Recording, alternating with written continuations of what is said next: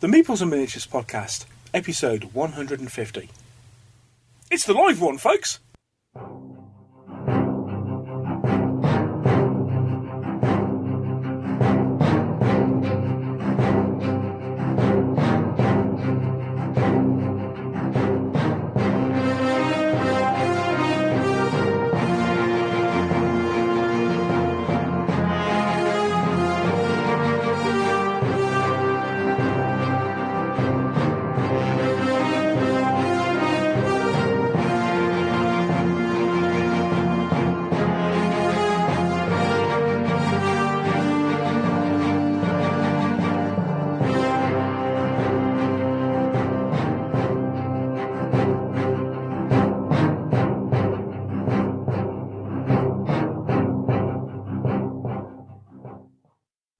Hello and welcome to another episode, in fact the 150th episode of the Meeples and Miniatures Podcast. Ooh, yay!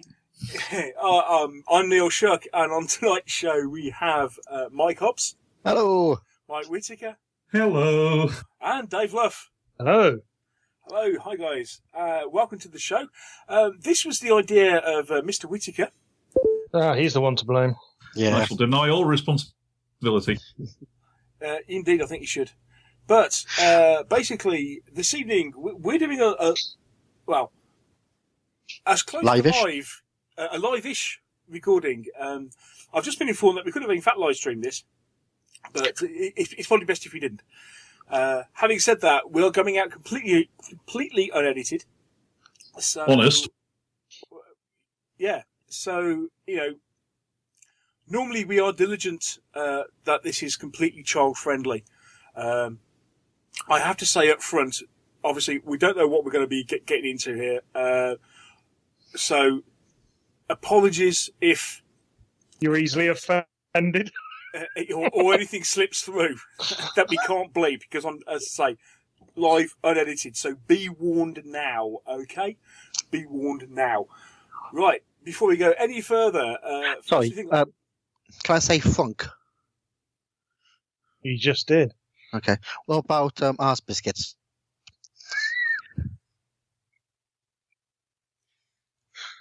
Okay, at this point, Mr. Hobbs is leaving us for the rest of the evening. Can't take him anywhere. Ah, dearie me. The Welsh wizard strikes again.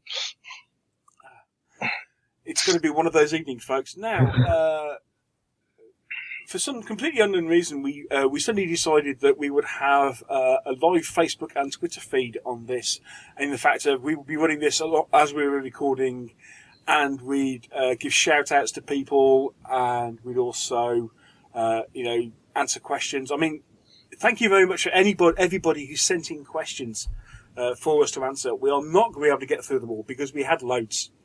We had loads and loads and loads. Certainly enough for 2 or 3 shows. So thank you to everybody who sent in questions. We will get through quite a few, but not everything. So we are we've highlighted that we're going to have a show that basically we answer some questions and talk about the gaming industry as a whole. And we've compartmentalised those off, and we're having them as a completely separate show. But other than that, we'll give shout-outs to people who sent in questions, and if people are on the Twitter feed at the moment, or on Facebook, we'll be saying hi as well. So, with no further ado, before we go any further, I will answer one question from Glengarry Strombo, long-time listener to the show. Hi. This guy has been brilliant in supporting the show over the years. I first came across it, he first emailed me. He was actually working in Afghan for IFOR. And had some great conversations with him, and thank you so much for his support. So his first question was, what on earth is the theme of the show? Where's it come from? Okay, it's called Ancient Empires. It's actually from the CSS music site. Okay, CSS is a site which gives access to royalty-free music, and it's from one of their first kind of movie theme collections. Okay, so it's called Ancient Empires. So that's the name of the show. And hi, Gary. Good evening, I've been meaning to ask you that question for so long, but I assumed that since I didn't come to the show at the beginning, that somebody had already asked it, and I would really be told to go back and listen to all the rest of the episodes. So I never asked. Thank you, Glenn. All the questions you wanted to know about Meeples and miniatures, but were too afraid to ask. Yeah. Oddly, when you said what's the theme of the show, I was thinking, what's the show about? And I really got no idea. I'm the same as you, Mick. I was the same.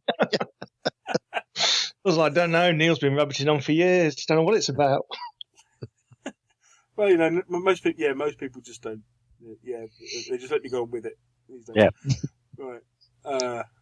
Okay. And before we get into it, I've got another shout out. Kevin Casey, who actually goes to the club that myself and Dave used to go to, which is Scimitar in Coventry. Hi, guys. And give a special shout. Well, we asked him to. He has to give us give a shout out to his wife. So we've immediately gone like just like a normal radio show. He needs some brownie points, obviously, to go on a show somewhere. Is he going abroad to go to a show? He's probably about 2 points short of being able to go. Well, I suspect. I mean, we're recording this on the 15th of July. Apparently, his wife is pregnant. The baby is expected on Sunday, so I suspect he's going to be at Manacon.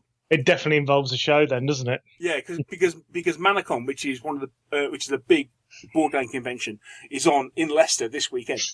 And so it's Friday, Saturday, Sunday, Monday. Yeah, it's too far for me to go. That is. What you mean, like mile and a half? Yeah. Yeah. Anyway, hello to Kevin. Hello to Sally. Apparently they're having a girl. Many congratulations. Their first child is a boy called Luke. He wants to know what to call his daughter. He has no imagination, does he? Isn't Leia so obvious? Now, come on. There was 2 females in Star Wars. But I don't know the other name. She was a general or something. Mon Math. Mon Math. Now that's a good name. That's the last. There's also the female character who is in the first of the Mike Stackpole novels, who's rather fun. And I can't remember her name. Begins with M. Pass. So you'll just have to buy the books and find out, Kevin. That's Keith and Kevin. Keith and Kevin. Right. Okay, so a couple of shout-outs immediately. Oh, got another one. Another one on the Facebook page. James Hunwick. Hello, James. He wants to give us a shout-out to the Orwell Wargamers. Hello. Hello, Orwell Wargamers. Hey, they play Channel Command and Saga, so they can't be all bad. They can't be bad. Oh, what a club. Indeed. We should go. Yeah, and they're coming to Derby in October. Oh, as long as they come to Hereward in November, I don't mind. Right. It's going to be, okay. We have news on the Twitter feed. We have May Day Convention is congratulating us because the May Day 2015 in Edmonton, Canada will be held on May Day 2016. That's Twitter news from your Roving reporter.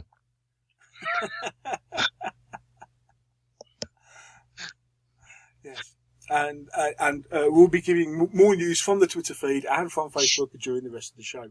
Yeah. And yes, people, if you haven't guessed already, this is going to be utter chaos. So apologies now. I had no intention of being this self-indulgent. It has to be said. Why? Quite. So, I was just thinking of the usual English way: score 150, raise the bat. You're like the Who of podcasting, Neil. What? As in, 70 years old. 700 years old and self-indulgent intros and exits. I thought that was the Rolling Stones. No, actually, I'm a big fan of the Who, so I shouldn't say that. I've seen them live. Go on, let's go for it anyway. Go for some questions. Questions. Okay, right, we'll go for some questions. Our first bunch of questions, I've entitled Best and Worst. Okay, so our first round of questions It's like a game show, this is. Did we get a point? Do we get points? Points mean prizes. No, we haven't got any prizes. No. Best and worst. Okay, so... for these questions, thanks to Pat G, Dave Churchill, Frank Reynolds, John, Declan Breen, Mervyn Douglas, Ken Whitehurst, anybody else? No, that'll do for now. Thank you, and so we kind of amalgamated some of these because some are very similar. Thank you to everybody who wants to send us away to a desert island. I'm sure by the time you finish listening to this podcast, many more people will want to send us away to a desert island. My wife certainly does. Right. Okay. So we start off, and we have. Okay. So basically, we've got questions around what's the best game we've ever played, what's our top 5 games, top 3 board games, what have you. Okay. So first off, what are our top 5 games? Board or otherwise? Board or otherwise? Well, I mean, do you want to divide it into war game and board game, or do you just want to go top 5? Let's you got go favourite. top 5. You got favourite rule set as well, haven't you? So. Well, that's the same. Well, it's the same thing, Dave. That's what I mean. So you want to separate them, don't you? Really? No, we'll be here all night. That's true. Favourite tabletop games. Favourite tabletop games. Shall I start? Go on, then. Okay. Chain of Command, for obvious reasons, in that I really like it. Is this Mike in any particular order? No, it's not, because Chain of Commands is not actually my favourite Lardies game. I ain't been shot by Miz. But there's 2 Lardies games in there. Currently, Sails of Glory, which I suspect is going to take a long time to poll. We've now actually played it 7 times in 9 weeks at the club, and everybody is still loving it. A very old Avalon Hill space trading game called Merchant of Venus, which is just great fun. Is that the original? Is that the original or the reprint? The original. That's 4, and my 5th. That's tricky. I have to say, at the moment, it will probably be Black Powder, just for getting the kind of volumes of Napoleonics we get on the table at the moment. With Gary's collection at the club, it's great fun. Cool. Right. Okay. Right. Mr. Hobbs, how about you? Top 5. Epic. Or Space Marine. Saga. Planetfall. Open Combat. And probably Chain of Command. Cool. Good stuff there. Dave, do you want to go next, or shall I go next? I can go next if you want. It's not a problem. Going to be quite boring here, but first one was going to be Chain of Command. I think it's just such a good game, very accessible. After that, board game wise, I would say Ticket to Ride, with all its extras and bits and bobs and expandables that can go with it. The reason I say that is it's quite a good accessible game for sort of non-gamers, or if you've got people in the family that are used to playing things like Monotony or Cluedo or whatever. It's a real good game to get them to play, just to sort of widen their view of board games. A lot of people that don't like board games suddenly play that and suddenly find they like board games. After that, Pillars of the Earth, World Without End, and El Grande, possibly, after that. Very board game heavy. Yeah. I mean, well, you could actually pop Saga in there as well, to be fair, but then that's 6, isn't it?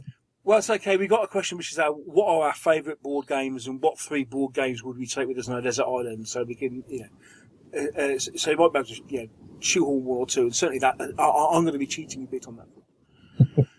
Okay, so my top 5 games. Okay, at the moment I would have to, and this has been open to change, but at the moment I would have to say they are Chain of Command, Saga, Sword and Spear, Planetfall, and Space Hulk. I still love Space Hulk. I know it's massively old now, but I still love Space Hulk. So does this mean, by a consensus of all four of us, the Chain of Command is our top game of all time. Mm. Ooh. I mean, we all chose it. That's a bit of a controversial start, isn't it? Indeed. Okay, so essentially, does this answer the question? John said, if we had one rule set and two opposing armies to be played on a desert island until we were rescued, what would the game be, and what would the rule set be, and what would the game be? Would it be Chain of Command? That depends. That's easy. No. I'd pick Chain of Command, and I'd give Neil German Panzer Grenadiers, as long as I'm having my paras to torment him. No. I'm sorry. I would play Chain of Command as long as I could play any with Panzer Grenadiers against anything but British paratroops. Don't know what's up with you. Can I have two answers to that one? Oh, go on then. Right. If I can't take an opponent, I'm taking Chain of Command, a British section and a German section, and the tactical manuals until I blooming well get it right. Yeah, for a while. And I think everybody who's played Chain of Command should understand that one. If I can take an opponent, it's no contest. I'm taking Dux Britanniarum, I'm taking Andy Hawes and his Brits, and my Saxons, and we're going to play that campaign until it finishes. I think if it was a war game on a desert island, I take Epic. I would still take Epic, and I take Squats and Orcs. Oh, Epic Squats. Yeah. Oh, I used to have Epic Squats. I still have. But if it was a board game, I'd take out Heroes of Normandy. Interesting. Yes. Heroes of Normandy. Yeah, because we asked, what are our three favourite board games, and what board games would we take on a desert island? Now, obviously, Dave has shot his bolts by naming 4 board games in his top 5. Board games wise, guys, 3 favourite board games that you take to a desert island with you? Heroes of Normandy. I was going to say, Mike, have you actually played 3 different board games? I have, yeah. Apocalypse, or if I could get it, Warlord, the original version, because that's the old game. It was like playing Risk with nuclear weapons. Oh right, okay. But you play on a big enough board, you can lose a whole weekend easily just playing one game. There's lots of backstabbing. Brilliant game, one of the best games out there, and probably Our Glory by Warmaker. Oh yeah, that's cool. That's a really good little game. There you go. That's which is actually the 3 games I've actually played. So, well, there we go. So I wouldn't take Merchant of Venus. I would instead take the Firefly board game because it has more expansions and more replay value. But that would be the one space trading game. I would take Carcassonne and all the expansions I could get my hands on. That would be a big box. Because apart from anything else, at some point I'd like to play with all the expansions and see how badly it breaks. And the Carcassonne expansion has got to be the best one there. And I would give serious thought, from what I've seen of it so far, to taking Dead of Winter. Dead of Winter? Played recently by Will Wheaton on an episode of Tabletop. Very good zombie apocalypse-like game, again with massive replay value. Aren't we missing something here, though? What's that? Well, if these are your Desert Island disc, as in games, you're playing them on your own. Now you take somebody with you. You get your man Friday, who also gets his own top 3 board games. I just thought maybe I'm going to have to put a big shout out to Pete Manning, because he's an expert at solitaire games, and ask him which games I should be taking. Hello, Pete. I take a pack of cards and a box of matches. It's like, yeah, great. I've got El Grande, I've got no one to play with though. Yeah, it's only good with 5 players. Yeah. I can't even get a 2-man team up. Oh, that's a better idea. You just take a board game where you have to have 5 players. So, I mean, there'd be a gang of you there then. You just build a boat. That's it.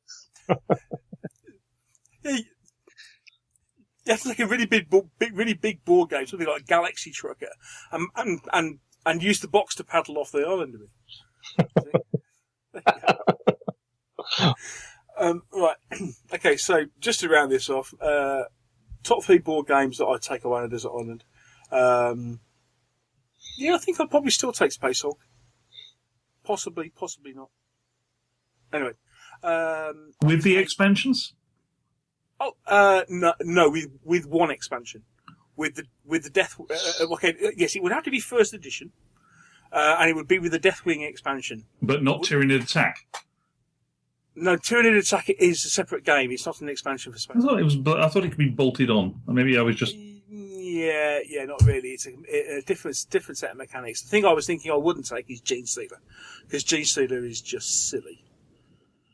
I mean, I know they're looking at implementing Gene Stealer hybrids, but, at its core, Space Hulk is about Marines with weapons against... 8 foot tall, purple spiky aliens with bloody big claws. Indeed. It's weapons against big claws. Yep. And as soon as you give weapons to the opposition, in my estimation, it breaks the game. But there you go. Sweeping statements aside. Right. I take Command and Colours. Ancients with all the expansions. Because if nothing else, that's going to keep you busy for a while. Although your boat would probably sink actually trying to get it to the island, because there's quite a bit of wood there. Yeah, particularly if it's got all the Carcassonne expansions on it as well. Indeed. And third game would probably be Shogun, which was the Queen Games version of Wallenstein, which is still one. I mean, it's one of these. It's an area control game. Still a fantastic game. With a dice tower that doesn't involve dice. Oh yeah, with this fantastic combat mechanic where you basically throw coloured cubes in a tower, and whatever comes out the bottom is your combat resolution. It's really clever until somebody knocks the table. So, if you took Shogun, is that the one with the 20mm figures in it? The Command and Colours one? No, that's the Art of Tactic. No, that's the no. Shogun is it's from Queen Games, and it's an area control game with lots of little wooden cubes, and stuff. So no, it's not another Command and Colours variant. That's a shame because you could have taken the Command and Colours one and actually spent about a year painting it. If Neil was on a desert island with paint and brushes, he'd still not get an army painted. You got more chance of him being rescued first. I'd like to point out with a certain sense of smug moral rectitude that I didn't go there. You just did. No, I didn't. I must admit, I was waiting for how long it would take until my painting came up, and it was about 20 minutes. Yeah, about 20 minutes. I'm quite impressed. That's pretty good. Painting. I was half expecting the first question to be, so, how's the painting going, Neil? That's question 17. Next question, Neil. Come on, then. Passing quickly on. Pick who you want. Yeah, isn't it time we go back to the Twitter feed or Facebook? Oh yeah, Twitter news. A message from Jamie or Drake Paul Twacken, which is a nice one, saying Eminem Podcast is the only one. Sorry, you're the one of the first places I turn to before starting any new game, and the reason for all my PDFs on the iPad. And another one just popped in from Colin. Thank you for keeping me sane at work all these last few years. Best wargaming podcast around. Congrats on 150. God bless you, chaps. God bless you. Oh, thank you very much, Colin. That's really nice. Yeah. Yeah. Okay. Hats off to Neil. Yes. Everybody. I mean, you've been sharing the show for a while. I think it's more hats off to Dave for putting up with having having to beat me at every single game that we play. Well, I've been on so many shows and never made it to air as well because they've been lost, destroyed, damaged, broken. Or you've sworn. Don't say ours, biscuits. Apparently it's wrong. Edit point. Not a hope. Next question. Well, I just want to give a shout out to our good mate Ken Whitehurst, who has in fact been on the show. Thank you. I mean, Ken sent in a load of questions and stuff, and yes, it was his fault that we actually got Facebook and Twitter up. So thanks for that, Ken. But a shout out to Ken, and he just says, from one failed podcaster over the pond, he's been a fan from the beginning. And he's looking forward to the point system discussion. He's also lurking on Skype. Sure. He's looking on Skype. Oh, in that case, then we might just have to surprise him and see if we can get him on later. Yeah, that would be funny. And Ronnie Potsma on Facebook, happy 150th, looking as spry as ever. He's obviously not seen a photograph of me more recently, but hey ho, never mind. I had an email of somebody. I'm trying to think who I had an email of, who basically commented that thank you for all the shows and for relieving him of several £1,000s out of his wallet. There's a lot of those. Yeah, I have that bone to pick with you as well. Oh yeah, I forgot about that. Really quite a bit. It's called research. Apparently, it's tax deductible. There we go. Jonathan Ormandy. Yeah, Jonathan, who most of us met at Salute. Oh yeah. Oh yeah. Yeah, yes. Speak for yourself. I was chained to a lake. Congratulations on episode 150, and your youth and enthusiasm and that of your co-hosts have contributed greatly to the growth of the miniature war games and board games hobby, and provided much enjoyable listening for gamers. So generally, we're just great. Indeed. Yeah. And you've also done countless damage to bank accounts of many of those gamers. Yeah. Yeah, guilty as charged. We might be on the hit list of partners and significant other halves, you know. I think that goes without saying. Yeah. Yeah, quite possibly. Because, you know, with every reaction, there's got to be an equal and opposite reaction. That's just basic physics, man. Exactly. Yeah. So for some people, we are the most hated people on the planet. Yeah, you're the reason I lost my house, says Mrs. Smith from Barnsley. Moving swiftly on. Okay. Just one night I was drunk, just, you know. Yeah. Okay. Question from Mervyn. Hello, Mervyn. Mervyn Douglas. Who I completely failed to meet at Salute this year. I normally bump into Mervyn at every show that we tend to be at together. Right. He asks, right, so if it's different from your favourite, what board game rules are the ones you've actually played the most?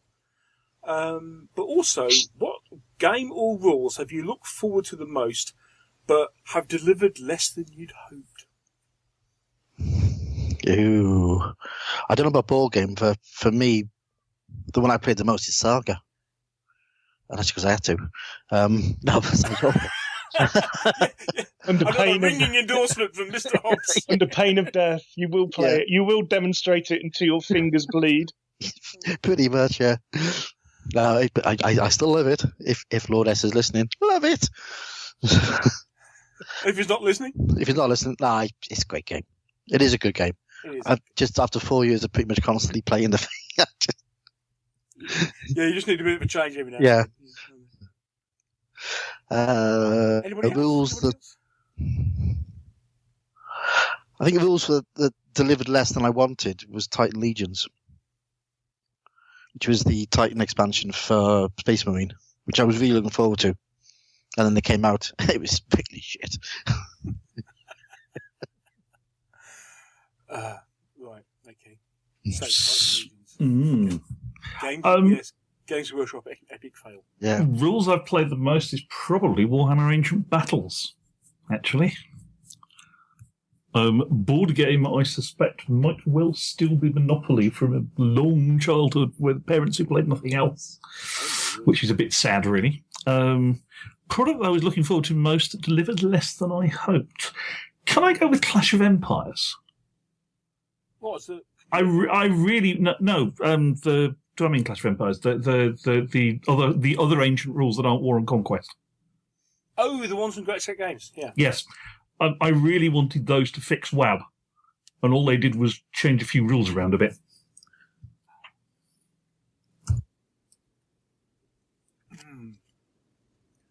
How about you, Mr. Luff? I've sort of already said, haven't I? Really, in some respects. Board game you've played that actually played the most? The board game I must have hammered the most is Ticket to Ride, and that's because of my family, really. Even more than Dominion? The game. Crikey! Yeah, that is the difference, isn't it? I've probably played Ticket to Ride more times than I've played Dominion, but my family got hold of Dominion and they absolutely hammered it for a year. And I'm just like, I mean, it's a good game, don't get me wrong, but I was just like, no, Overload, even though like a year on now, I just played it solidly for a year within my family, and it was just too much. But I still like Ticket to Ride and all its expansions as well. Yeah, it's still good. Okay. And which game or rules have you looked forward to the most and yet delivered less than you expected? You know what? A lot of people probably won't like this, but I'm going to say it anyway. It'd probably be from playing Basic Impetus and then playing the full version of Impetus and really finding out it wasn't the game I was looking for. I would have said. Yeah, I can go with that. Yeah. I mean, I know there's a lot of people out there that love Impetus, and I don't knock a rule set. If you like it, then you play it.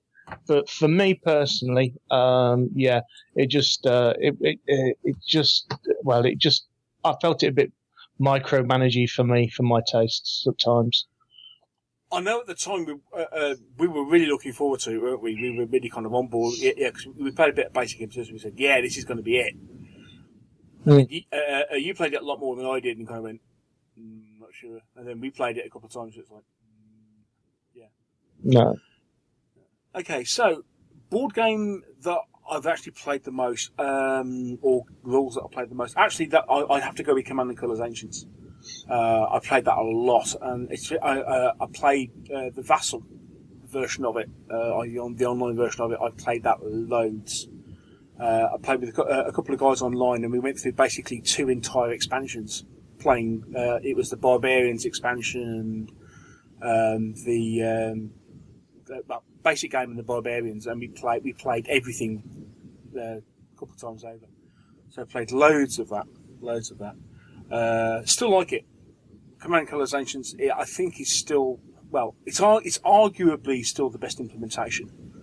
We were discussing actually the other week whether Napoleonics is better or not, but and as far as games that you look forward to the most that delivered less than you'd hoped.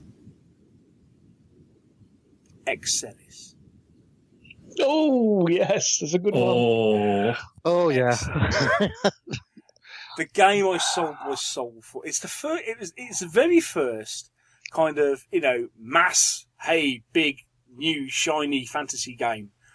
That and it promised it in spades, and the game system really worked. It delivered, didn't it? You did pretty much bet the farm on it, didn't you?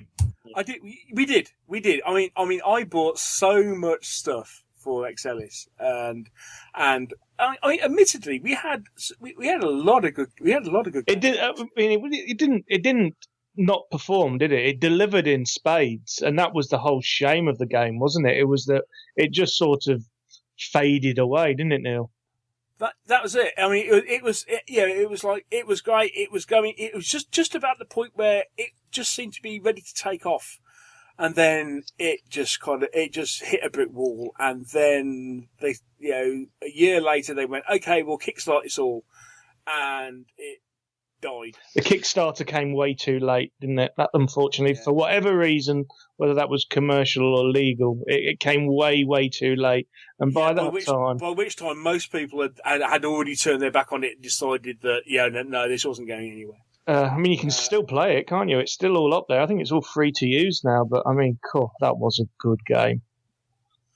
Yeah, and I've got lots of painted figures for XL. Yeah, but at least you can use them in Age of Sigmar now. They got the right bases. I thought we said we weren't going to go there. Moving on. Next question. Moving on. Next question. Yeah. Well, I mean, we can use them in things like. I mean, it's still available to things like Open Combat and and Exilis. Yes, you can still play Exilis. It is still there. I mean, but it's still there. It's still a good game. It's no worse than it was before, is it? See, this is what I hate about Mr. Luff. He's so pedantic, isn't it? He just he just can't move on. He's got a gaming collection. It's like, well, he's still got the game. He can still play the game. Still play the game, yeah.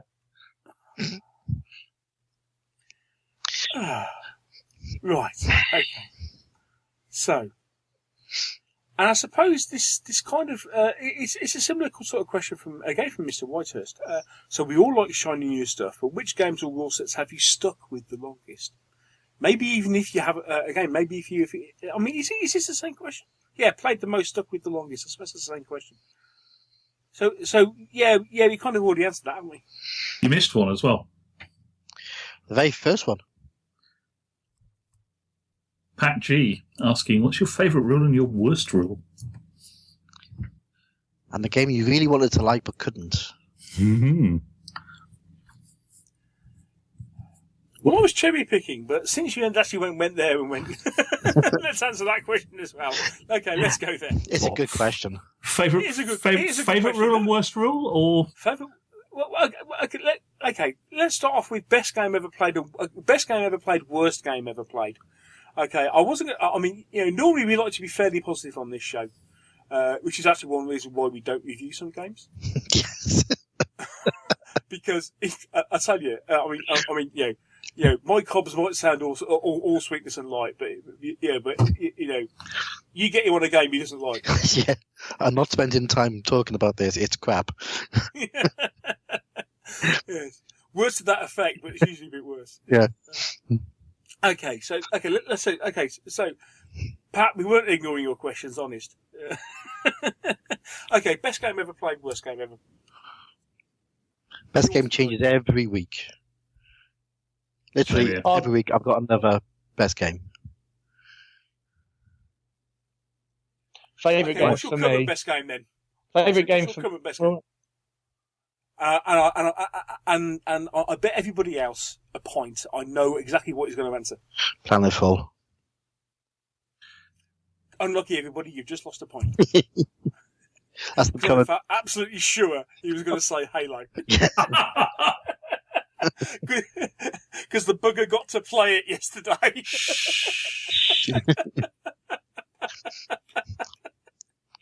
Yeah, but I haven't completed a full game, so it's difficult to say it's the best game ever. Or my best game at the moment. Whereas Planetfall I played a lot. Planetfall. Yeah. Okay. Well, current favourite is definitely Sails of Glory. Yeah.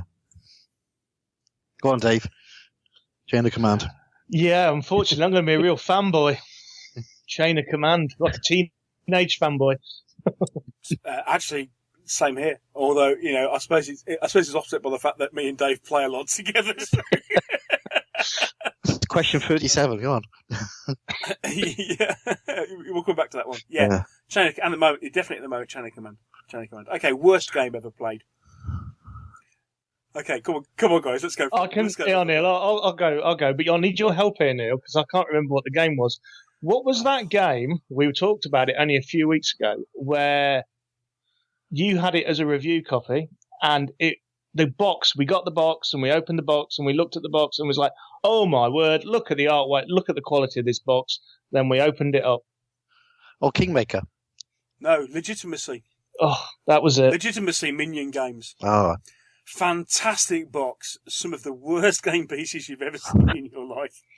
I was like, wow. It was quite pricey at the time, wasn't it, Neil? Was it 25 quid about, 6 years ago, was it? Or 5 years ago?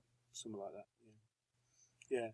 Yeah, it was. Yeah, let's face it. Yeah, you could, given the choice between the board pieces, the playing pieces, the cardstock, and the box, you could see where the money was spent. And I was like, why didn't you just charge 30 quid for it and just make some really nice pieces in there? But there you go. Because you could have got away with 30 quid for it, but 25 for what you got was no. Okay. Judge Dredd, the war game, the skirmish game, at below 3rd level and above 7th level. Between those two, it's fantastic. That's very specific. Between those two, it's fantastic. Below 3rd level, you don't have enough hit points and everything kills you in one shot. Above 7th level, everybody has stupid powers that kill you in one shot. You do have a point. I know, I do. Yeah. But I think it's the first level. It's a nice quick game. It's a nice quick game. Yeah, my second ever 10 minutes. my second ever game lasted one dice roll. The winning conditions were kill the highest points valued character on your opposing side, and Adie's demolition droid had a gun which basically headshot my judge on a bike and killed her. One shot. Oopsie. For me, from the opposite side of the table. Quick game's a good game. Quick game's a good game. Yep. Straight on the pub then. Talk about it. How did that dice roll feel for you? Yeah. Okay. Worst game for me was... Don't talk to me about dice rolls. Yeah, worst game, Shaco. Shaco? Or Shaco. Yeah. Art-Econ lift game, Napoleonic. I think it's because our old club put so many house rules into it. It's just slow and horrible, and I really wanted to like it because I like Art-Econ games. But yeah. Okay. Okay. At this point, I'm going to brace myself for the hate mail. I'll stand by it. I never got the chance to play the game out of the box. They just put so many house rules around it. Yeah. It just killed the whole thing, I think. It's just horrible weekend-long games where you end up moving a commander figures about 6 inches. It was one of those. Game for the purist. Yeah. Yes. Go on, Neil. Upset the gaming world. DBM. Oh, crikey, of course. How did I forget that? Can I change mine?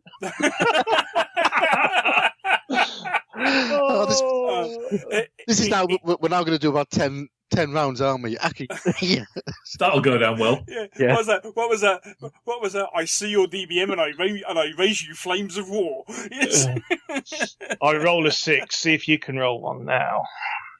Oh no, actually your knights are 1 millimeter behind the levy, so therefore they can't charge out. Oh, don't start. Don't. I'm trying to get the scar tissue out my brain still.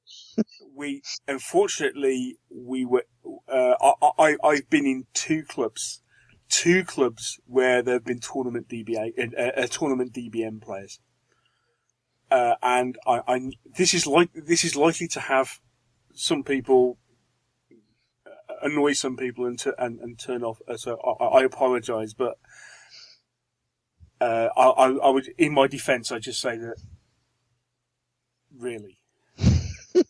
I mean, just really, yeah. No, as I say, I mean, alternatively, you could of course play the easy version.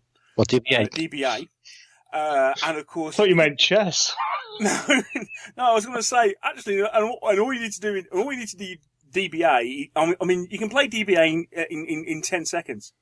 All you need to do is each line up at the start, have one dice each, and you roll, and the first person to roll a 6 wins the game. There we go. Tumbleweed. Moving swiftly along. Next question. Okay. Letters and comments too. Neil Shuck, the Outer Hebrides, a lone island on his own. Missing for legal reasons. Okay. What game did we really like, but did we really want to like, but we couldn't? Thank you, Pat G, again. Yeah. And we can split it into board games or minis games. No, I think we'll just leave it as a game. What was that? What did we really want to like, and then we couldn't like it? Flames of War. I'm going to be subversive and say WAB. Ooh. I'm going to be even more subversive. War Machine. Ooh. Ooh. I actually, to be fair, You liked it for a while, didn't you? Till when something happened, you changed it, didn't it?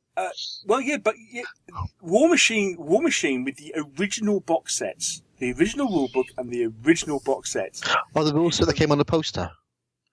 Yeah, with the box sets, with the original box sets, was a really good game. And some would argue, there are thousands of people that would argue it really is still a really good game. However, as soon as they brought out the first expansion, I couldn't like it because I immediately saw it and thought, okay, this game belongs to the person with the biggest wallet. Because it was all about buying the latest units. Because, and you could see army creep and stuff. Even at that early stage, you could say, this is a great little game. And you can just see they're going to nerf it with the amount of scale creep and what have you that they're going to do with it, with bringing out all the models. And I know loads of people will argue that, no, they didn't, and maybe they fixed it. But in its initial format, it was great, and I really wanted to get into it more. But as soon as Prime Rulebook was fine, as soon as the second book came out, the writing was on the wall for me. But as a bunch of wargamers, we do all suffer from next expansionitis, whether we like it or not. Mm. It's very. I mean, you know, to take the classic example, you know for a fact that Warhammer 3rd Edition's a really nice set of rules. But everybody has to buy the next one. There is absolutely nothing to stop you, and quite a few people down our club actually do now play 3rd Edition with 3rd Edition armies, and it's lovely fun, but everybody still has this tendency to go, must buy the next version, and then we're not... I thought we agreed... And we're not going to fall off the end of that argument because it involves Age of Sigmar, and we're not talking about this podcast. Next! I don't suffer from that disease, as Neil will obviously bear witness to. Yeah, but you're not a proper gamer. Yeah, you're weird, Dave. You only ever have one game. You haven't got a lead mountain. Oh, he has. Yeah, he still hasn't painted it. He has a go at me. He still hasn't painted his. How long have you had your Saga of Irish? Oh, I've had those 2 years. So yeah, 2 years. 2 years. It's pretty appalling for me. That is. It's terrible. Yeah, but Neil, that is Dave's lead mountain. That is my lead mountain. Yeah. No, it isn't. He's got some 15mm US powers that he hasn't finished yet. They are on my paint table as we speak right now. He's got some 15mm British infantry. I only got them a month ago. And they're actually all stuck up. They're all stuck up on sticks, ready to be painted, and all been cleaned up. So, you know. Yeah, I know you only had them 6 weeks ago because you bought them off me. That's right. From your lead I mountain. won't tell you how long I've had them. You know why he did that, guys? He was that desperate to try and encourage me to play something instead of British Paras that he might have a chance of beating. Because he's giving you armies. Yeah, he's giving me armies, and eventually what he's hoping is he's going to find an army that it can beat. But what Neil doesn't realise is it's his dice rolling that's the problem, not the armies he's fighting against. Or is it his tactics? Charge! It's not like Neil to charge. Hang on. So how long has it now taken? It's now taken 40 minutes before we got painting, dice rolling, and charge into the. Yeah, well done, guys. Thank you. Well, there's only one thing you know, isn't there, in miniature gaming, really, Neil, and that is charge. So to answer question 37, Yeah, charge. next question. Dave, did you answer? Have you answered this question yet? Which one's that? What game did you really like but was disappointed by? Well, isn't that similar to what we asked earlier? It's going to have to probably be. It'd be Impetus again, because I was really hoping and really interested about that, and it just didn't deliver, and I was pretty gutted at the time. But I mean, like I say, it just wasn't a game for me. I know there's a lot of people out there enjoy it. Just didn't float my boat. So, favourite rule and worst rule, if you can remember. I mean, this is interesting. It goes with a great question that we had from Luke Holmes. Hello, Luke. He said, having recently gotten into multiple games, and therefore multiple rules, having solely played one for many years, i.e. WAB. So he's obviously a mate of yours, Mr. Whitaker. He said, how do you guys actually remember all the different rules that you play? I have various members of the club who appear to have eaten the rule book. It works very well. Yeah. Dave's answer is Dave relies on me. Yeah. Which so I think that frustrates you even more, doesn't it, Neil? When I don't know the rules fully. I think he's just kidding you, Neil. He's just letting you look up the rule, and whilst he's doing that, he's moving his figures around into more advantageous terrain. You see, Rich would like this. Rich Lardy would like this. In true Lardy fashion, I play the period, not the rule set. Well, it's good to see the rules don't get in the way you're playing it, mate. That's well, good. Well, this is it. You see, I just do what should be tactically correct. Whilst Neil charges. As a more serious end to that question, I umpire almost as much as I play, so I have the rules to hand. It's easy. Yes. So I mean, in all honesty, Luke, it's a lot of hard work, and sometimes it is easy to confuse. It is always a case of I always find it, for me, it is always a case of have the rule book nearby, but at the same time, yeah, I mean, these days we tend to play games in blocks. So we'll play a lot of Chain of Command, for example, and we played a lot of Saga for a while. So you get to know a one rule set really, really well, and then you get to play another rule set really, really well. And then you go back to the first set, and Dave's normal question is, "How do you play this game again?" Quickly followed by, "Oh look, I've won."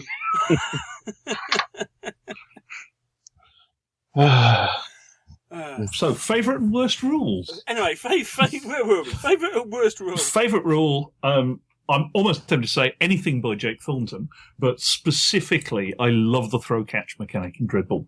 The way that your successes on the throw make the catch easy is just sweet. It's elegant. It works. Nice call, Mike. Yeah, nice. Worst rule, whoever decided that leaders weren't allowed to add their leadership to morale tests for fleeing units in WAB, because it's stupid.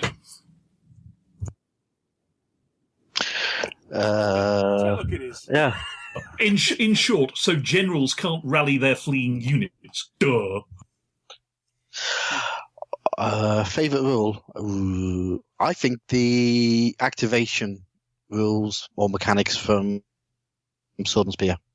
The whole, that was my second choice. Oh yes, yeah, that was my second choice. The old dice bag,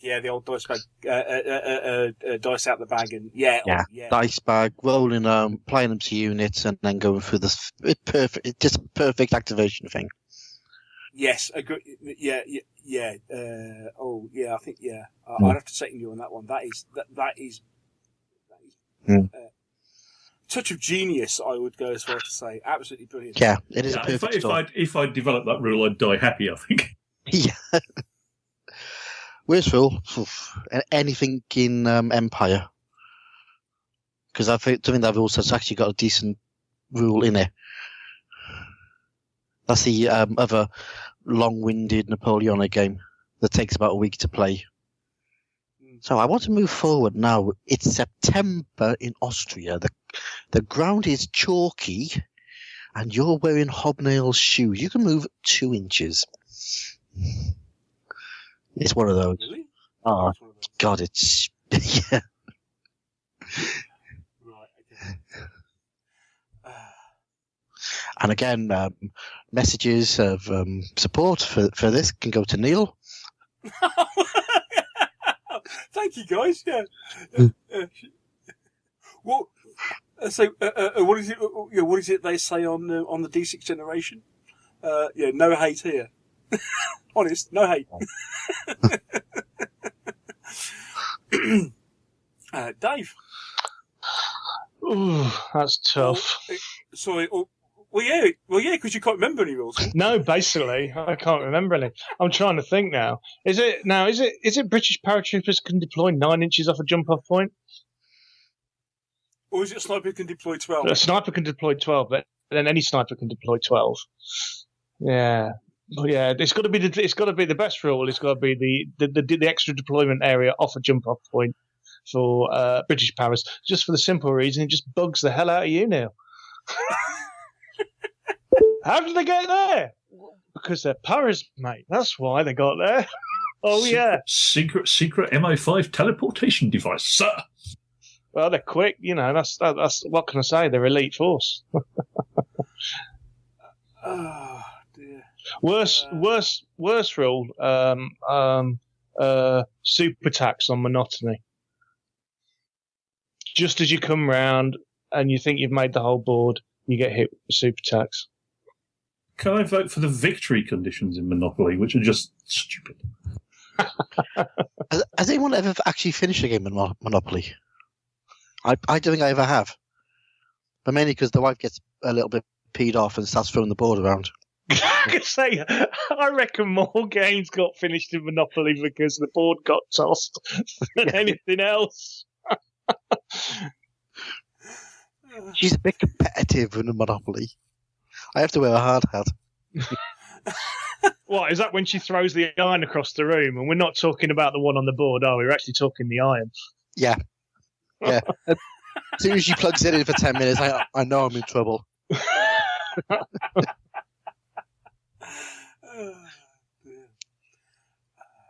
Okay, well, favourite rule, I think Mike nailed it for me.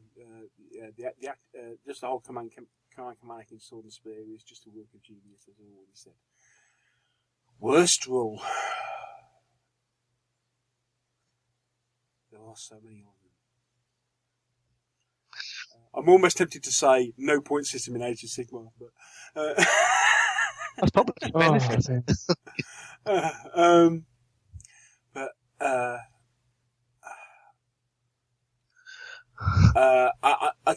One thing. Okay, one of the worst rules, and putting artillery onto a company level World War II game. I was actually going to say 18-inch rifle range in a very British Civil War. Or similar in bolt action. Yeah, I wasn't going to say bolt action because bolt action, because the rifle range from what's it called? Went the Day Well. Generally, a really nice set of rules, but rifle range of 18, not even 24 inches, 18 inches, which basically puts you almost within melee range before you can even fire a rifle. Certainly almost within charge range. Charge range. See, he's got it on the mind. But yeah, and I mean, I go as far as generally to say, worst rules are modern war games rules that artificially limit the range of weaponry. That's not a modern war games rules, then. No. This is anything to do with this is any sort of modern or sci-fi rules, which basically turn around and say the only reason we're going to make you manoeuvre is to cut your range down, so you have to move on the board. Because you don't have to. You don't have to. There's enough other stuff you can do to stop you doing that. And but yeah, that's something that sticks, because when you start playing rules that don't, it just suddenly frees you up, kind of go, oh, right, yeah. I think that's an old mindset, isn't it, to have that? That's what I was saying. It's not a modern rule set that has that. I think it's very old-fashioned, to be honest. Yeah, I mean, the point is, once you start getting sensible rifle ranges, then you start actually manoeuvring for the right reasons, namely cover. Exactly. Rather than the wrong reasons, namely getting in range. Mm. Or trying to move closer to get a bit of a better shot. Mm. So, okay, I think we're almost done on worst and best rules. I think. There are a couple of other ones. Both from John. What is best and worst campaign have you played in, and what makes a campaign successful? Do we want to talk about campaigns? I've not really done a massive amount, to be honest, so it'd probably be... No. I mean, I've not really gamed an awful lot of campaigns, so I'm kind of thinking I can't really massively answer that question. Can I just throw in a vote for the underlying campaign system in Dux Brit? That is nice. Which is just brilliant. That is very. And Mr. Halls and I have decided that we will pick ours up again in October and November this year. Once we got the show out of the way. Yeah. I haven't really done campaigns very rarely. Worst is easy. Anything which is actually a tournament ladder on which somebody has put the label campaign. Yeah. I quite enjoy playing Necromunda campaigns, but that basically falls under the label that you just said. Yeah. They can be fun, just please don't call them campaigns. Okay, one last question before we go back to the Facebook and Twitter. Again from John. What was the best show we've been to? What was the worst show we've been to? And what makes a good or bad show? A question really close to Mr. Whitaker's heart, if you've been reading his blog. So I'll answer it last then. All right. So, what's the best show you've ever been to? Go on, Dave, you can go first this time. Me? You just like shows. Yeah, don't like shows. The best show I probably went to was probably the first ever Hammerhead, Neil. Or was it the second? Was it the second one I went to? I think it was the second one ever in existence, or the first. Just so involved it was. Obviously, it's a participation show. So, lots of activity. Everyone voted on their best game of the day, and you had chances of winning prizes because you entered in your vote. And Neil used to win virtually every year we went, basically, didn't you, Neil? I don't know how I quite managed that, but I did actually win like 2 or 3 years on the trot. And not only once did you win, but you won like 3 or 4 raffle tickets every time you went. No, I didn't. I remember you having to go up about 3 times. I think you sent your lad up at one point out of embarrassment. Yeah, you made a point. But there you go. You played the games. You got the raffle tickets. So fair play. Well, I mean, at the same time, I'm sure in the same show, Mike and the Peterborough guys must have got just fed up of winning best participation game every time. Oh, we hated it.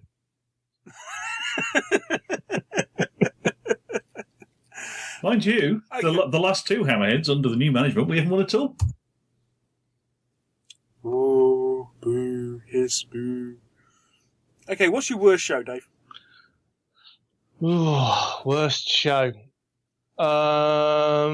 Be prepared to be controversial. Controversial, I know, but other Partisan probably now. I would say.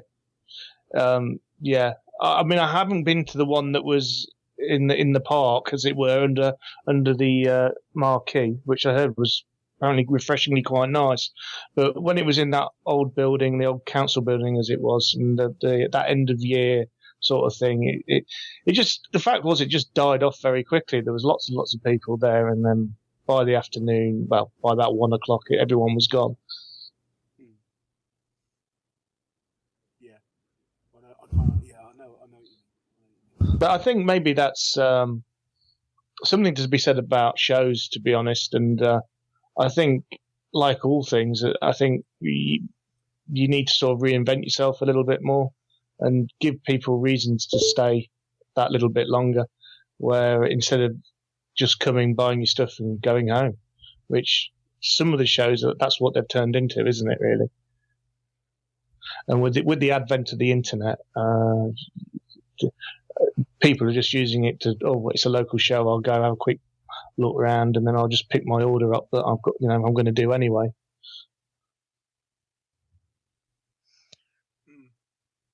Wise words.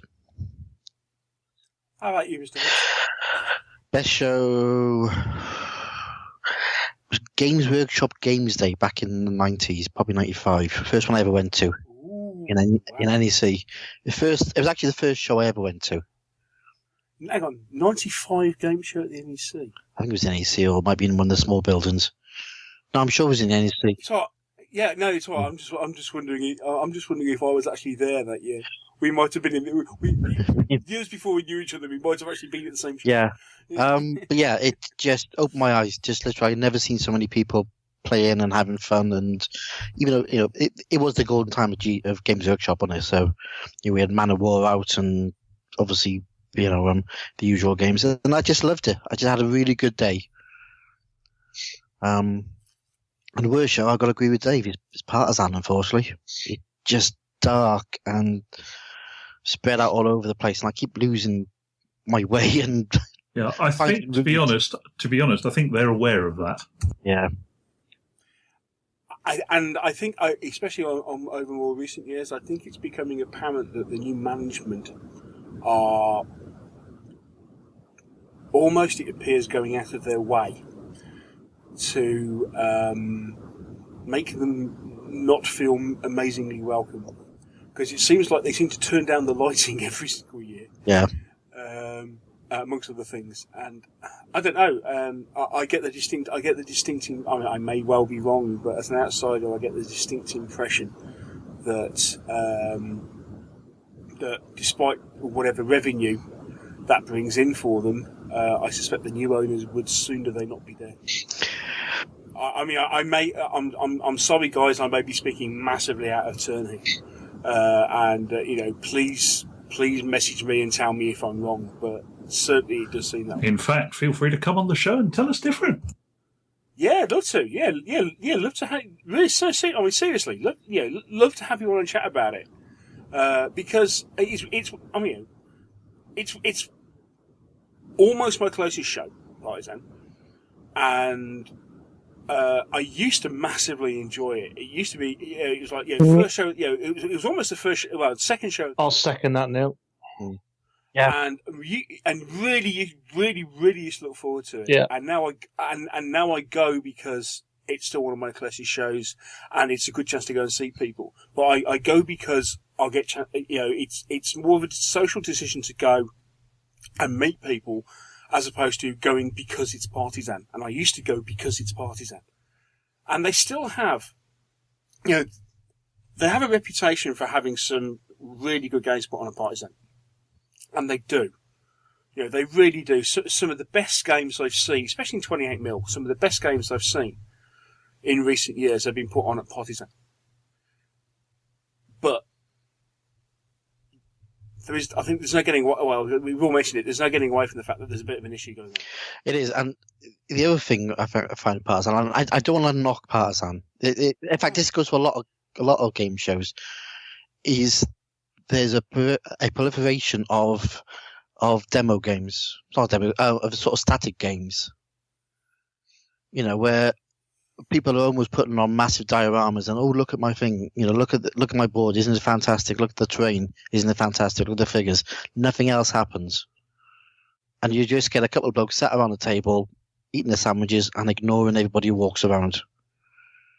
I mean, my mantra for games at a show is stand up, face out, talk. Yeah.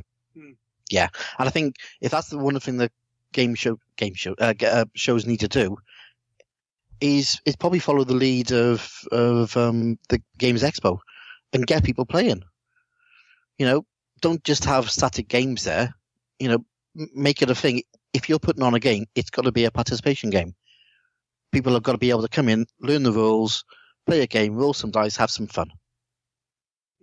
And now that doesn't necessarily mean that we expect you to let every member of Joe Public's chocolate-stained-handed children handle your expensive ancients, but it's still perfectly possible to put on a game like, for the sake of argument, Line Rampant or whatever, and say, here's some dice, roll some dice, tell me what you want to do with the figures, and I'll move the figures for you. Yeah. If you're that precious about your figures, don't take them. Take some other ones. It's... I don't know. I just like to see people playing games. It's one of the things I like about Warfare. You've got that great big game area. Maybe you're talking about a quota system there, Mike.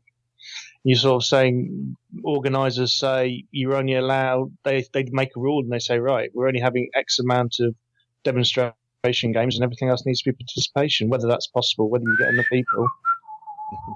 Couldn't possibly comment.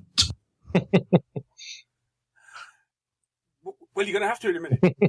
You noticed. Yeah. Okay. Let's just have a quick chat in mind. Best game show. Ooh.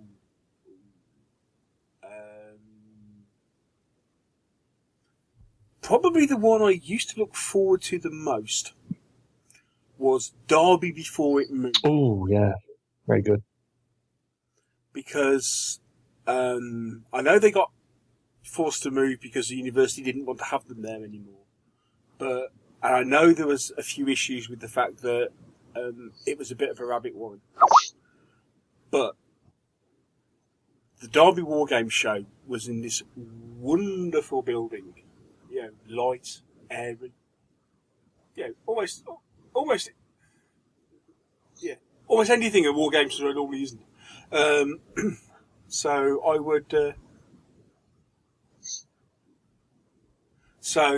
would suggest that I used to really enjoy Derby, and also probably the second the second UK Games Expo I went to.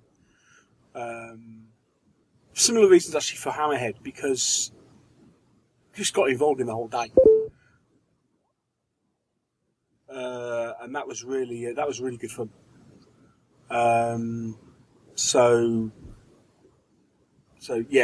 Worst show.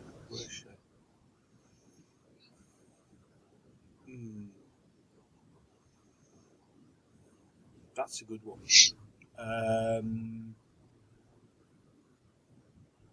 You've almost answered it already. But I don't, because I just don't want to be in this thing to say we'll knock him. We'll go back to that one. I think maybe we have. Maybe we have. There have been a couple. I'm trying to think. There have been a couple of shows where I have come out and said I'm not going there again. And then ended up going back there the next year anyway. Well, yeah. And they weren't parties then. There were. There have been a couple of shows I specifically gone out of my way to, and wish I hadn't bothered. The names don't immediately spring to mind, so that they remain the names have been changed to protect the innocent. But we'll leave it there. Mr. Whitaker, go on. I thought you'd get there eventually. Okay, in reverse order then. Worst show, and I don't think it's any fault of the show, probably this year's Partisan. It was a bit meh, basically, and I was not impressed with the venue's handling of things like disabled access, which I thought was absolutely dreadful. Oh, it was horrible. Beyond a joke. Appalling. Best show, I'm going to give you three for three completely different reasons. One, anybody remember the big role-playing wargame shows at Westminster Central Hall in the 80s? No, I was from 40. I was too young. Of course you are right. First of those I ever went to was just a huge eye-opener for the whole wargaming role-playing thing. Best show I've been to recently, just because it's different, Milton Keynes Campaign. huge vote for the fact that the whole thing's in a public area.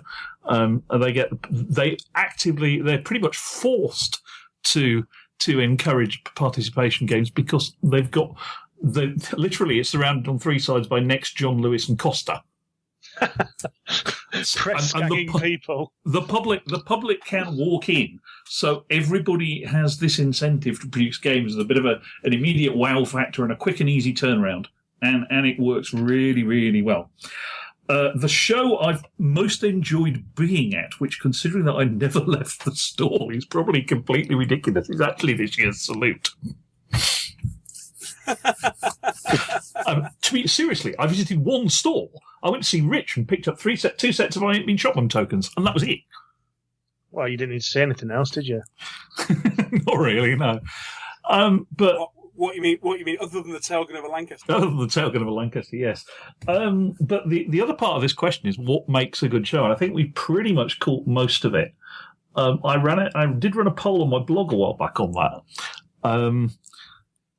And the top four of why do you go to shows, by an absolute street, so I can see stuff before I buy it,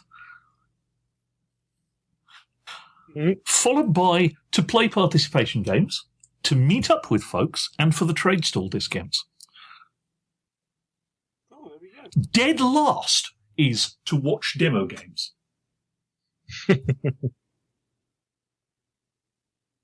And there you have it. Which I think says it all. Can we move on, please? Indeed. And I think we'll move on in a very special way. Give me 2 seconds. Are we going to invite our guest on? Yeah, let's invite a guest on. We have a guest. We have a guest. If he answered the phone. Yes, an international guest. Yes, it was his fault that we went on live on Twitter and Facebook. He has to phone in. And he's currently phoning in. He's currently phoning in. Hello, caller. Are you there? Caller on line one. Long-time listener, first-time caller. No, he's been on the show before. Well, except that after that big build-up, he's not answering his Skype. Would you believe it? Maybe I should have preempted him. Well, I did say, hi, have you got 5 minutes? About a couple of minutes ago. Did he reply? Yeah. Does he? Although I didn't, I must admit, I didn't quite say, do you want to come on? So maybe Mr. Hobbs, you ought to say, do you want to come on? And then we'll either that or he's frantically hunting for a pair of headphones. I think you probably is. Yeah. No, probably is. Okay, what we'll do, we will leave mystery caller number 1 just for a moment, and we'll come back to him very shortly. Mike, can I leave you to organise that while we go back to Facebook? Where we find some Mr. Joshua Shuck saying, "Congrats, Dad." What? I didn't see that one. Oh, Thanks for introducing me to all these awesome war games. The times of being able to meet new people and make new friends. I've really enjoyed all the games we played, and I'm looking forward to all the new games we're going to play together in the future. Oh, what a... he wants a pocket money rise, doesn't he? Oh, dearie me, yeah. I'm going to say he's been paid for that, hasn't he? How much did you pay for that, Neil? That's a ringer, that is. Seriously, I had no idea. Absolutely no idea. All I was going to say was, I was going to say hello to John Brunleys, who 22 minutes ago from this said, put a question up saying, what tips would you give for people to speed up their painting? Neil has to give an answer. I can give you an answer, Neil. I can give you an answer. Yeah. I can give me an answer. Pick up brush, Neil. Pick up brush, dip in paint, apply to metal or plastic, repeat and rinse as needed. I was going to say, I take the Mike Hobbs approach. Get somebody else to do it. Ouch! On the more practical approach, paint block paint in nice bright colours, ink wash with Army Painter strong tone ink, re-dry brush with the nice bright colours, varnish, move on. Yes. Right. Because the ink will dull the bright colour down to the colour you have probably actually wanted, and then the highlight puts you a nice highlight back in with the dry brush highlight puts you a nice highlight back in. The truth is with painting is the only way you get quicker is actually by doing it. Then you get quicker. Yeah, I don't think Neil's figured that one out yet. No. Neil hasn't found his paint chair. Anyway, our special guest is on the line. Woohoo! Hello, caller. He's on mute, though. Hello? Oh, yes, he is. Can you all hear me? Yes. Yep. Hello, Ken. Hello. Greetings from the colonies. Hey, Ken.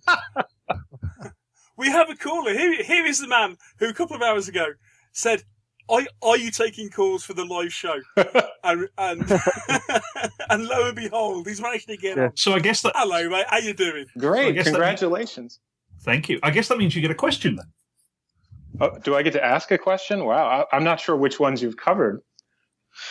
Just the rude one so far.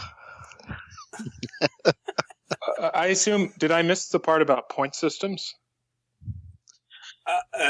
No, you haven't missed the part about point systems. We did kind of say, I did mention your comment on Facebook when you said, when are you going to talk about point systems? And we moved quickly on at that point because we're not going to talk about Age of Sigmar on this show. I think point systems are very good. There we go. Problem solved. Just putting it out there, you know. Here Well, ends the lesson. Yeah, I can say having beat my head against the wall for the last several months trying to work one out, I'm not so sure how good they are anymore.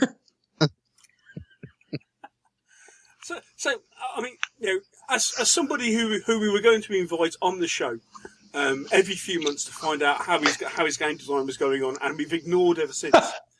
Obviously, Ken, you're feeding the love for us. Well, actually, it's fine because I was really terrified that I would have to have updated comments every month, and I really don't. Well, that's why we didn't invite you back. Yeah. Oh, that's fair.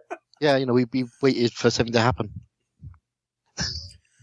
And then Spartan Games go and nick your army building concept. Yeah. Did you? I assume you mentioned that when you were at Spartan Towers. Oh, many times, many times. Yeah.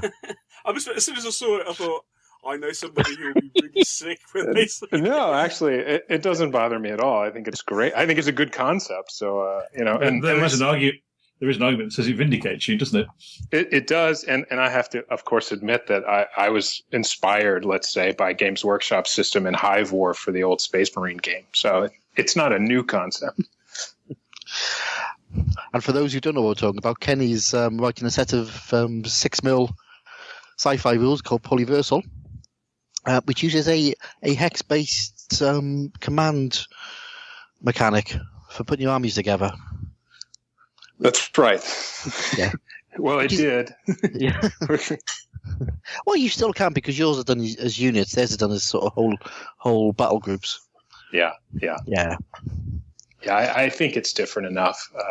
But yes, I'm happy to say it was nice to see that, and it took some pressure off the fear that that's not a valid concept. Although I don't think are there cards in Planetfall, or is it just a concept? Like It's just a concept.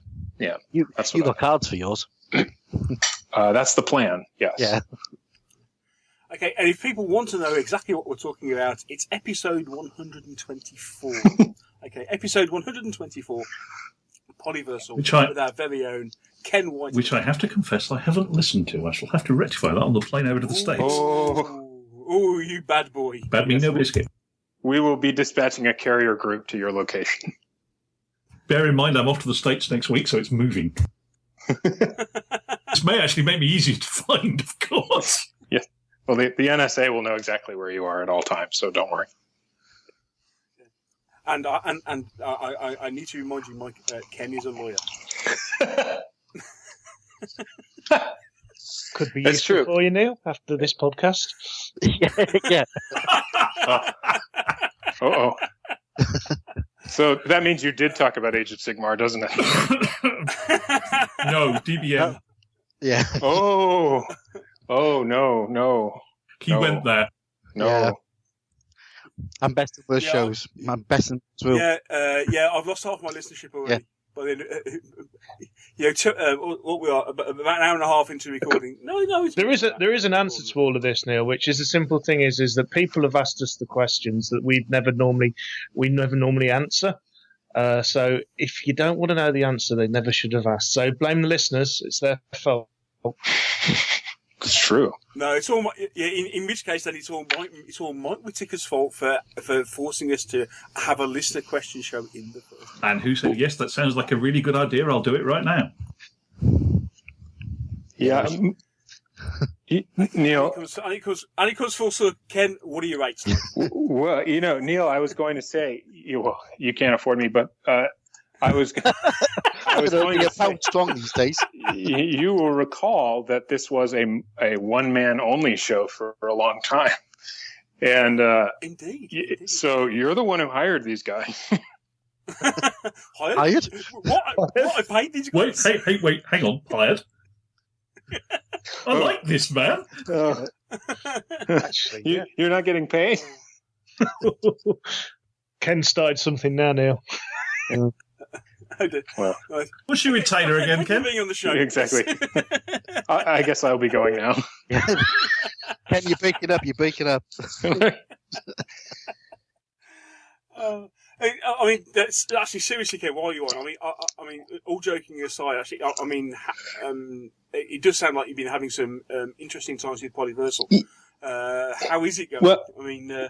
Well, I will say it has been radio silence for a while, and I know several people have sort of dogged us with that on Facebook and Twitter, and I appreciate that, and I agree with them. And I don't know if it's the curse of this show, but as soon as I finished recording that episode, as you recall, my wife was about to give birth to our second child, which she did, and he's very healthy now and over a year old.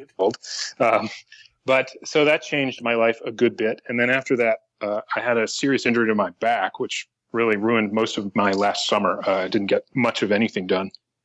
So that sort of put everything on hold. And then in the meantime, although it gave me a lot of time to think, but in the meantime, the company, Collins Epic War Games, went forward with printing and publishing the expansion set to Spearpoint, which he had a successful Kickstarter for, prior to then.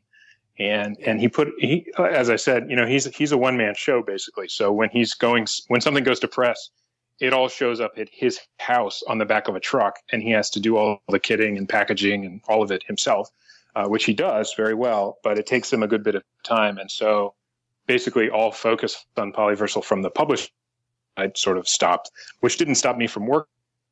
It stopped us from telling anybody about it, which is understandable from our perspective, but frustrating in a world of constant updates from the likes of, bigger companies.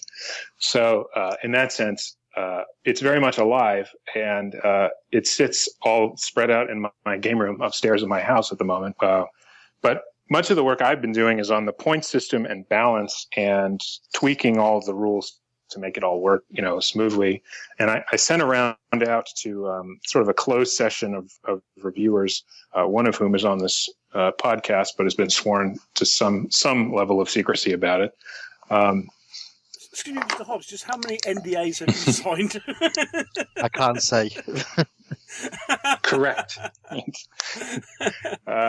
Actually, I don't think he did, but he's a good man, and he's kept our confidences. But the rule set. He's a lawyer, Neil. I'm not going to say anything.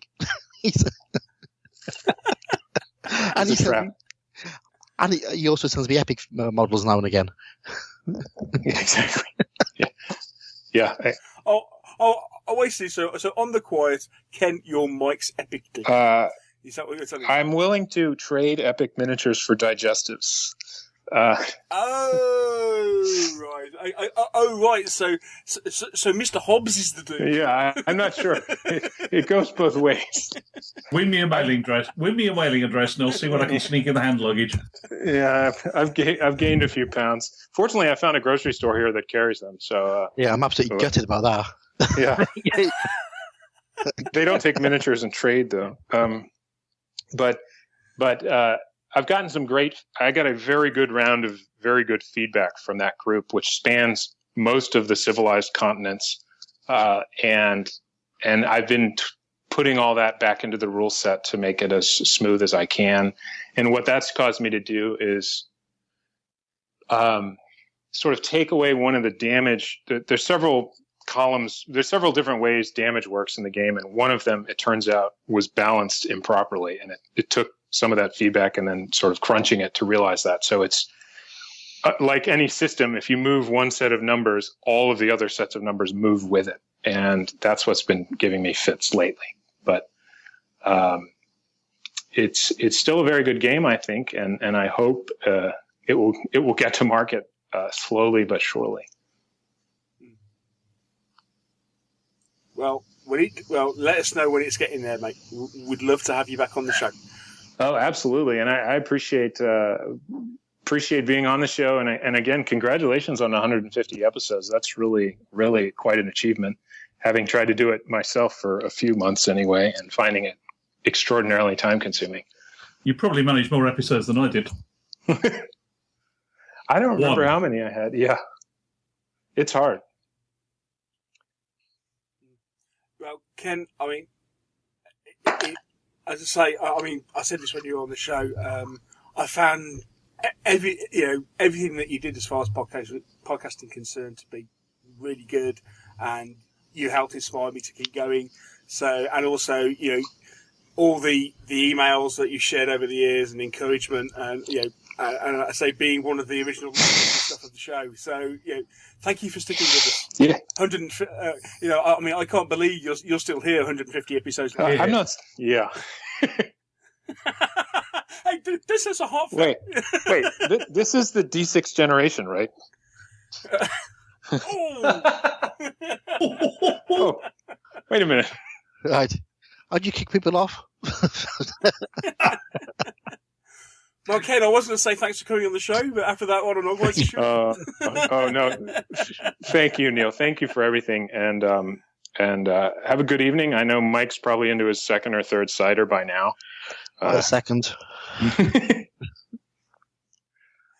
Yeah, you can tell by the way he's starting to answer questions. Yeah. But thanks, Ken. It's been lovely to speak to you, mate. Thanks for spending the time. Yeah, thanks for taking the time. Have a good night. Cheers. Bye, Ken. Thank you, Colin. He was a very nice man. Ken's lovely. He's a great guy. He really is. And we're not just saying that because I'm not editing this. No, he's a great bloke. He really is. And he's when he was doing some stuff with This Week in Wargaming or what have you. Yeah, he was really good. He was really good. But he's got as you said, he's a lawyer. He's a lawyer, young family, and it's quite interesting. I mean, somebody asked the question with us. One of the questions, somebody says basically, where do you find the time to do everything? That's the things that the listeners know that you do, Neil. Yeah, I know all the other stuff that you do. That was Carl from our club, in fact, Esther. Yes. It said how do you find time to do everything? Very good question. Yeah. How do you find time, Neil? This is something I've always wondered. Podcasting cars coming back from shows. I suspect the short answer to that, if we analysed it too hard, it would all fall over in a heap. Yeah, let's just walk on and just say he's doing okay. Neil would finally realise he shouldn't be doing what he's doing because he can't. Let's face it. I had a lot of plans to put this way. We shouldn't be on 150 show 150 now. We should be far past 150. If plans that I had come to fruition, I've had several conversations off air with Mr. Luff and Mr. Hobbs especially, where there have been the conversations of which they turned around and said, "Mate, you have got to stop doing something." Yes, you need to stop doing something, but not the podcast. But not the podcast. Yeah, and to be, I mean, I'll be straight with people. A very real question over the last 2 or 3 years has been, one of the questions is, do I carry on with the podcast? because yes, it is time consuming. Having said that, and someone made a comment basically said, yeah, it sounds like you're still having a really good time. And you listen to this show, and hopefully you'll glean from this that actually, while we're doing this, we generally have a really good time doing it. And not only is it a case of you have a good time, I am very lucky to be podcasting and have on the show. And this, well, I mean this most sincerely, guys, and seriously, I do. I have, these guys who podcast with me are my best mates. And I couldn't now. I could not do it without them. And guys, maybe we should be doing this before we sign off. But hey, I'll do it now. I really appreciate everything you do. You all put in a lot of work. You put up with me calling it all hours of the day and night, and recording at stupid times. Those are my wife's words, I should point out.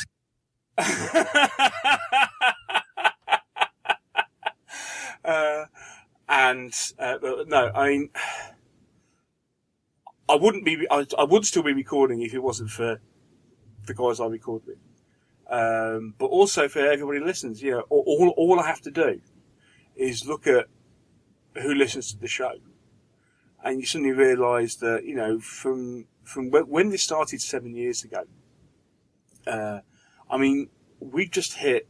I think maybe I should look it up now to see exactly how many we got. Earlier this month I had a look.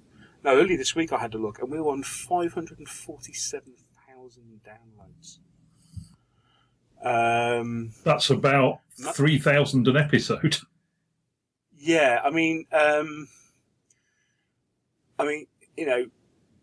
you get shows that average between 1,500 and 2,500 listeners, as a general rule, some shows are more popular than others, and that's always going to be the case. But especially when you've got a minimum listenership that downloads your show of somewhere between 1,200-1,500 people at a minimum, that it becomes a certain obligation to people, and I sincerely feel that, and I feel that if I stopped, I'd be letting these people down. No, I don't want to do that, and I am seriously having a ball, and you find time to do what you enjoy. And I think in life generally, you find time to do what you enjoy. That says it all, then, doesn't it? Yeah, and so gaming, or what have you. Yeah, maybe there are times when I do this when I should be doing other things. Yeah, and from my point of view, I would say that I was extremely flattered to be asked to take part, and I still have to pinch myself occasionally, remind myself that I get to talk to you guys about all kinds of cool wargaming stuff for fun. I'm filling up here. I'm amazed I've actually got on a show that actually might go out and won't get deleted or canned, or I just feel like the missing Hancocks all the time. I do. Yeah, we are recording this, aren't we? You know what? As soon as you said that one, I know. Maybe it says more about me. Maybe I'm just some sort of Jonah or something. I don't know. You are recording this, aren't you, Neil? I am recording this. Yes, I must admit, I did just go and check. I just jinxed it. I've jinxed it. Yeah. Should we go on to the next set of questions? Let's go for it. I think we should. We've far too serious. Which rather appropriately have the title "Looking Back." Looking back, indeed. Looking back. Yes. Okay. Much of this has to be thanked for Sega, who is even now on our Facebook page. He's one of our most loyal listeners. And I wish I could paint like him. Yeah. Because he's an awesome painter. He really is. I just wish he'd paint sometime now, I would. Let it go, Dave. Let it go. We've done. Sorry. No, carry on. So, okay. Dave, I told you, if we start off, we have a go at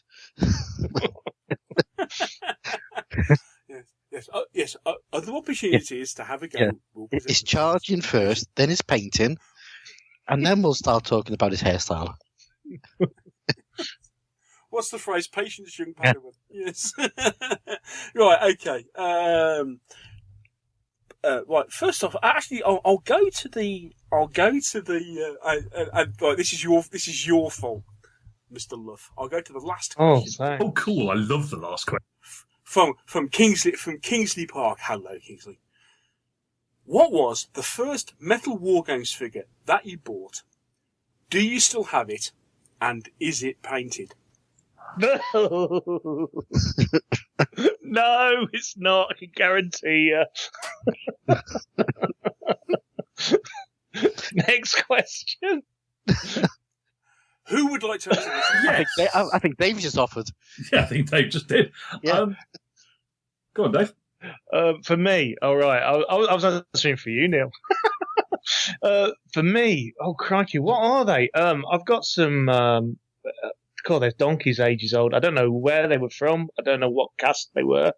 They were I refer the other gentleman to my previous answer. Call yourself again. Yeah, they were a skeleton cavalry section, and I bought them on the sole purpose because I like them, and they've never ever been painted, ever.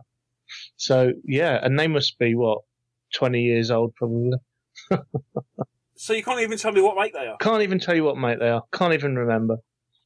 Are they metal? They're metal. They're white metal. Yeah. Oh, they're about 20 years old. In that case, then when I come around for gaming tomorrow night, show them me and I'll tell you. Do you know what? I don't even know where they are, Neil.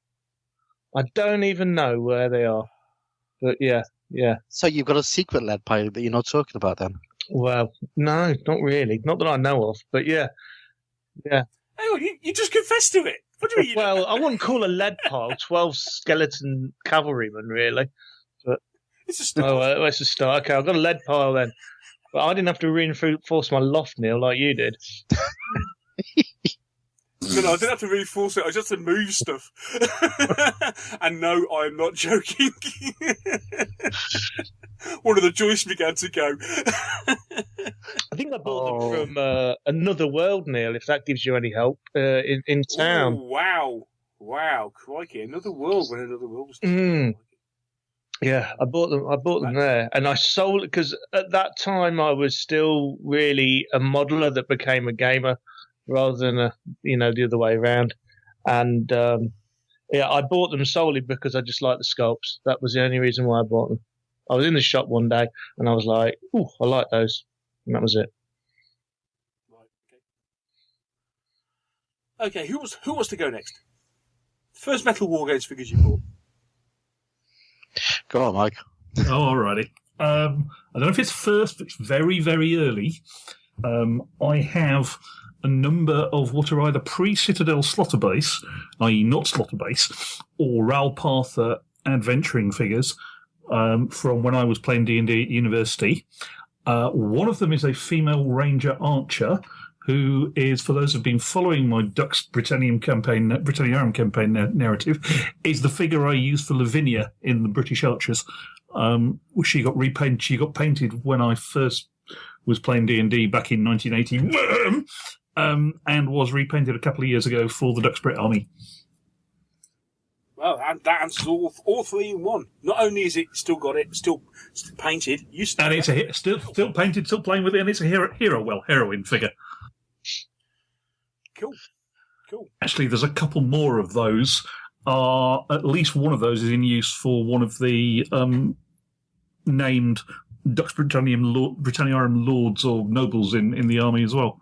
There's a figure with a big chain shirt. It's actually a slaughter-based figure with a big chain shirt and a two-handed axe. That is one of the NPC lords as well.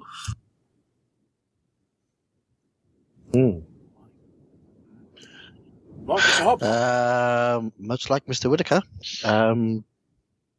first figures I ever bought was Citadel Dungeon Adventurers.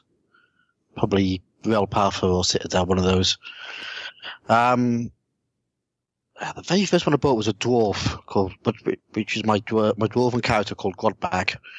I haven't got them because my ex-wife threw them out with a load of other old stuff. So no, I haven't got the original, but I have been collecting slowly over the last 10 years a bunch of the old figures I used to own, and I am painting them up gradually. Okay, cool. Go on then, Mr. Smug. This will be funny. I'm sorry, guys, but the first Metal War Games figures I bought. Okay, the first ones that I bought, as opposed, when I was playing, we were playing role playing.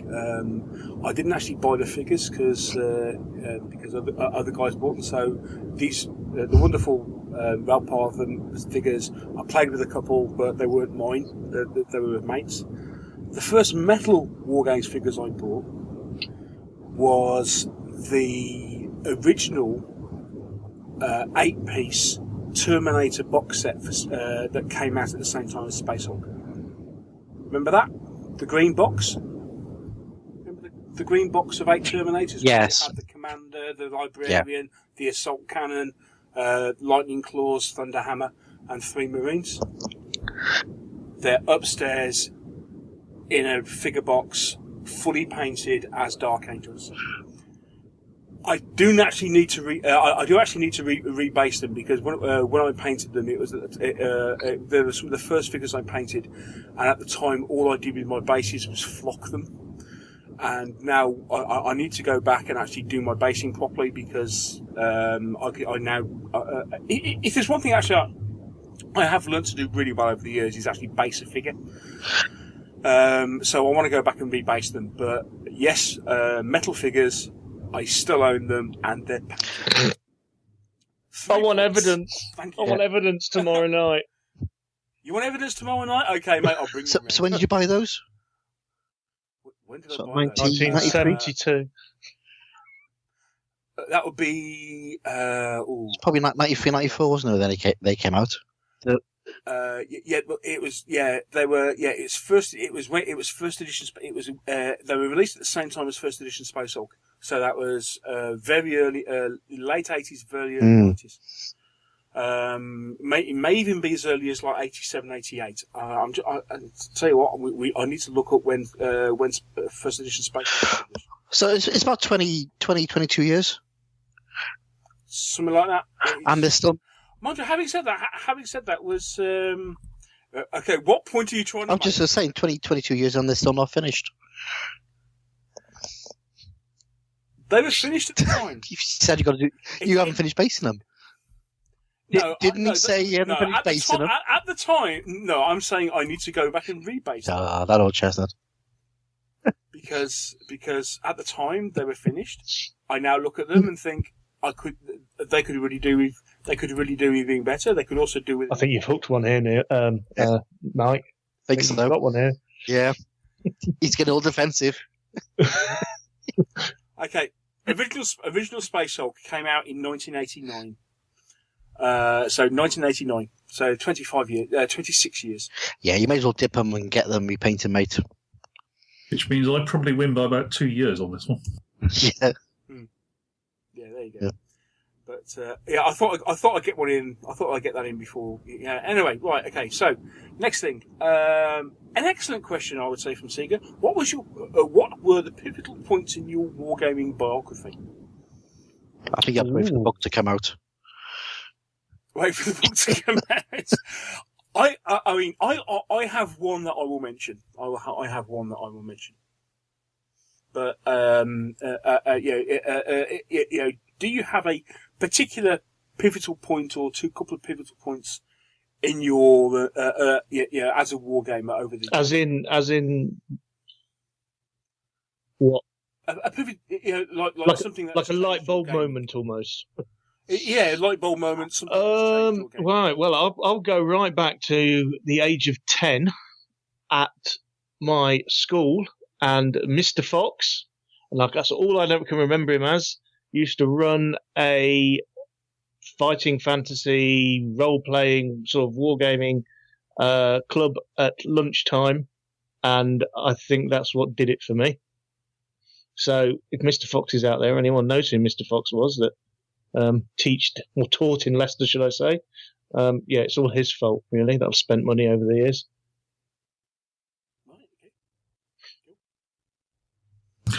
I got 2. First one was discovering our assistant vicar was a wargamer.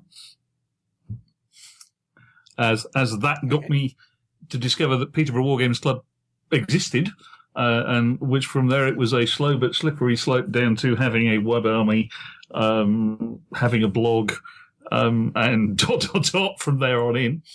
The other was Christmas Day 2011, when I was run out of things to do, so I put on Meeples episode 80, which was I Ain't Been Shot, Mum. Which is the point at which I started discovering that the Lardies seemed to understand how wargaming worked as far as I was concerned, and I have not looked back since. Right. So, yet again, it's all my fault. Yeah. Hell yeah. If in doubt, blame Neil. Oh, obviously, yeah. Yep. Yeah. My giddy aunt, that was 3.5 years ago. Me. Anything Yeah. else? Biggest pivotal moment was when I was 24, and I was a chef, and I'd just come back. I had a bit of an alcohol problem, shall we say, as most chefs do. And I came back to Cardiff to get clean, and I had a choice of going to the pub or trying to do something in an afternoon, and I walked into a GW shop and I picked up Epic. And that, I think, probably stopped me from going back on the lash and fucking up my life. Because, yeah. Yeah, sorry about that. Sorry. Yeah, that was the biggest pivotal moment. It's just finding something to do. And that's all I needed. Other ones, working with Bill Thornhill. We both worked at BT for a while. And we both just, that's when I discovered he was a war gamer. And yeah, Bill changed how I play, became my best mate. And he's now over in America. But recently, it's meeting you, Neil, and coming on here and being invited on here. It's been. I love you guys. But this has just changed how I game and gets me more into playing other games, and it changes how I look at games as well. So there you go. That certainly gets me playing games I'd never otherwise play. Yeah. That's always a good thing. That's my serious moment. I'm back to my cider. Okay, for me, right. The first pivotal moment was coming across a war game that did aliens, but wasn't called Aliens, which is Space Hulk.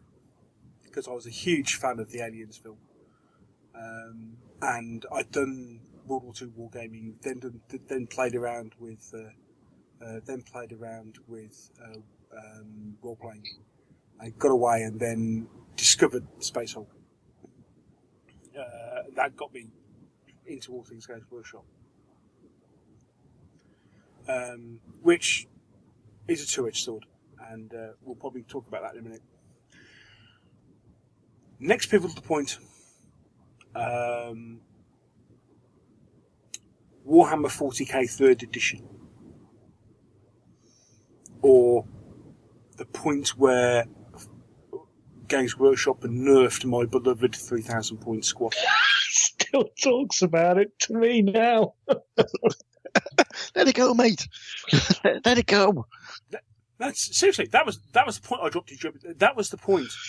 I turned around and said, I will never buy another Games Workshop figure. In all seriousness, that I turned around and said, I am done with Games Workshop. And actually, that forced me to look for alternatives. And boy, what a rich alternative I found to anything to do with Games Workshop. And that changed my gaming.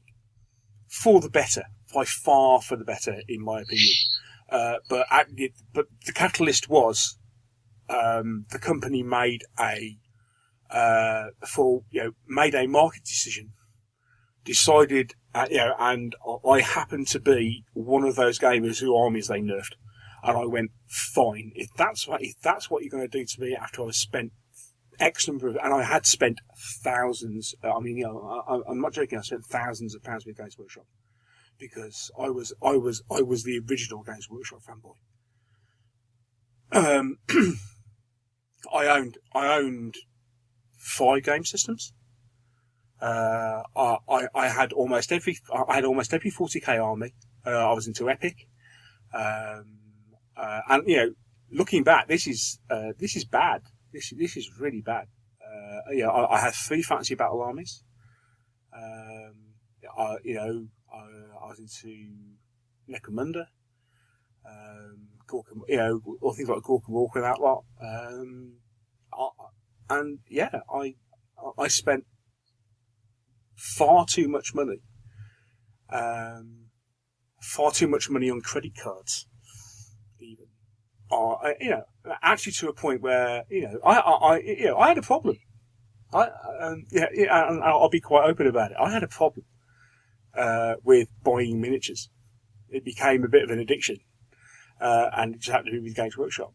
So actually, in some ways, the whole fact that they turned around and nerfed an army really helped me out a lot, because it stopped me spending money on Games Workshop figures. Again, maybe that's a bit more serious than what we thought, but it was a pivotal point, and because me and Mike joke about being OCD, and having gamer OCD, but there are times with certain people where we just get a little bit, add me to the list. So that was number one.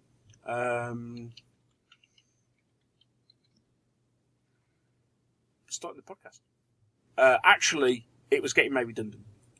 I got made redundant, and I went, "What on earth am I going to do?" I was looking around for a job. I spent 8 months on the dole, and one of the things I did at the time was teach myself HTML. I thought, I know, what's this new web thingy that was around at the time?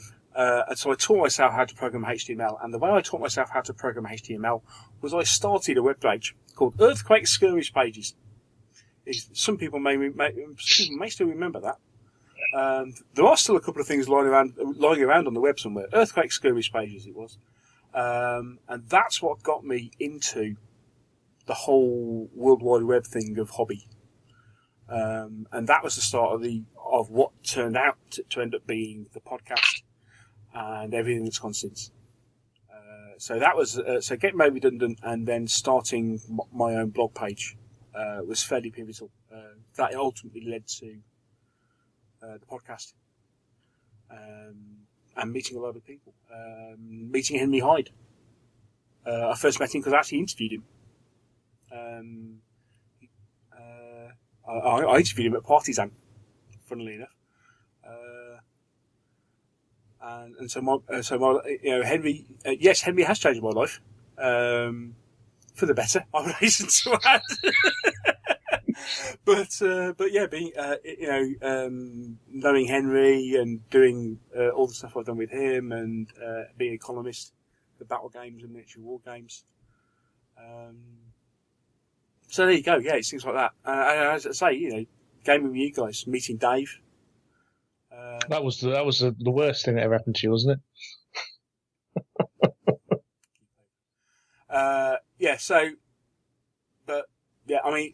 Lots and lots of little bits. Say they kind of expand as you look at it. But there's been a few, but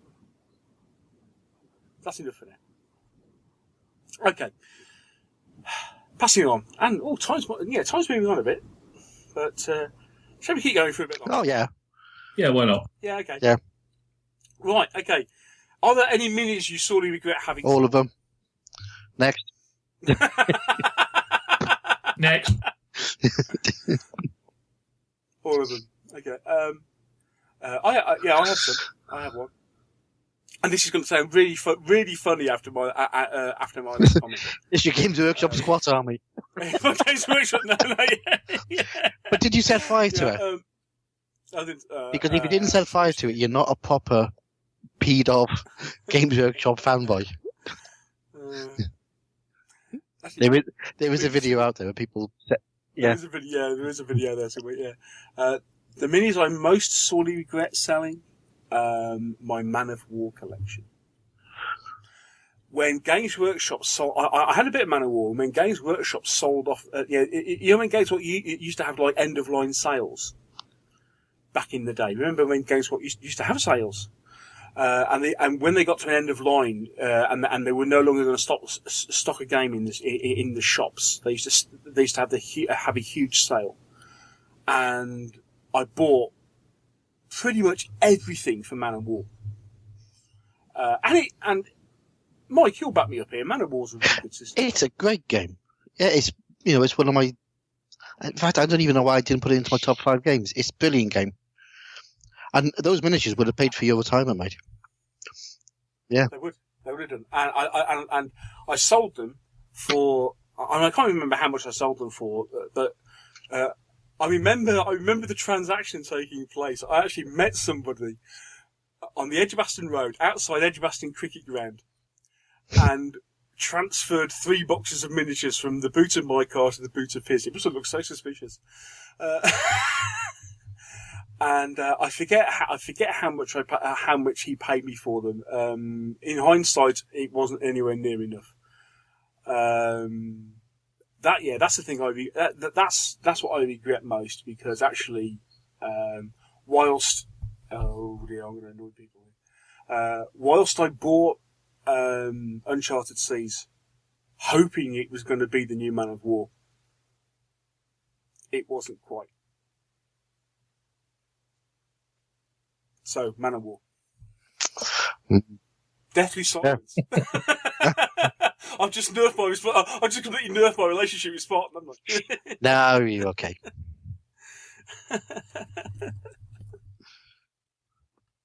Don't think I've actually sold anything, so. Same as me, Mike. So that's the answer. Buy stuff and don't sell it again. Things that I have sold, I've never regretted selling anyway, so. Yeah. So. I very rarely sell anything.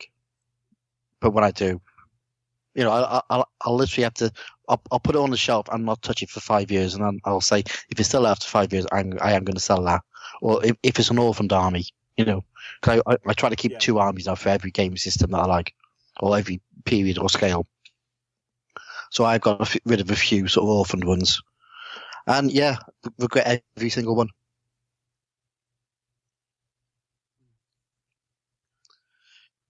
Okay. Saying about regrets that we've had a few.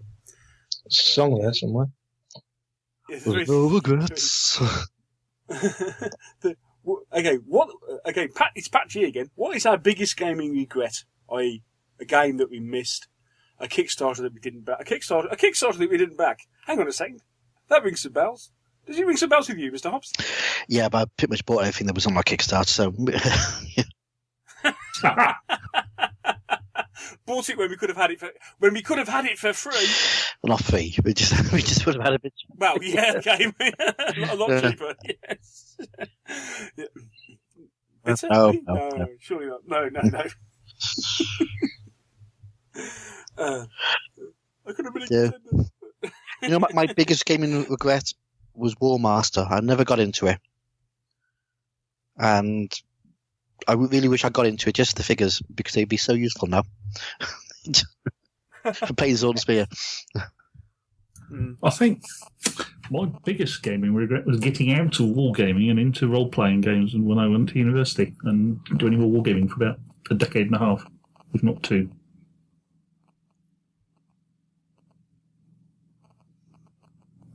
Dave Luff, biggest wargaming regret? Was that me? Yeah. Meeting you, you've cost me a fortune. You relit the fire of the Mr. Fox had started, and you've cost me money, Neil, basically. Which, if you knew Dave, that is a big insult. Costing Dave money is a big insult. Yeah, and I've had to convert a whole room in my house now for Meeples bunker, as it is now. Yeah, we christened it. We've officially christened it. Yeah, Meeples bunker. Yeah, it's on a podcast. It must. That's right. That's right. It's not been published yet. But it's on It'll probably get. I'm on it, so it'll probably get lost, or they'll drop packets, and it won't be able to go out, or something will be wrong with it. Good to see you're not bitter, Dave. No. Like the Tetleys, I'm not bitter. Yeah. No. What was it? No, it's not even that, is it? Oh dear. Other bitters are available. Yeah. I think it was for a certain stout, but it wasn't the very famous one. It was the second famous one. On Murphy's. Oh yeah, that was it. Yeah. Yeah, but we're not getting paid for advertising, so we won't. Okay. Other stouts are available. Are we? Yeah. Yes. Okay. Mike. No. Hang on. No, it's everyone Yeah. for me, isn't it? Yeah. Okay. Me. Biggest game we've got. Don't get too deep. These are need to be funny again. Needs to be funny. Yeah. I mean. Yeah. I pull Mike's leg an awful lot about us mutually talking each other out of Heroes of Normandy. Actually, yeah, I suppose.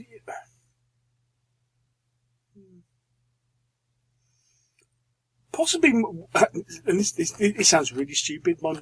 My biggest gaming regret is possibly being so much around Magpie. Because if I'm perfectly honest, I've bought and sold far too many figures and systems. And this probably goes into the next question. He's admitted it, Hobbs. He's admitted it. It's a first step, Neil. The first step is admitting you've got a problem. Indeed, yeah. I'm such a squirrel that in fact, I think we're going to the next question. Yeah. Go for it, Neil. It's this classic, actually, of being jack of all trades and this thing of being jack of all trades and master of none. I actually wish I could be more like Dave. Dave is perfectly happy only ever playing one or two games. Yeah, I'm like a Wargamers company's worst nightmare. As was it up in Sheffield, Wargames place up at Sheffield. When I met him for the first time, he said, "Oh, I hope there's not many people like you. I don't want it to catch on." When he realised I hadn't got a lead mountain, I only do one project at a time. Blah blah blah blah.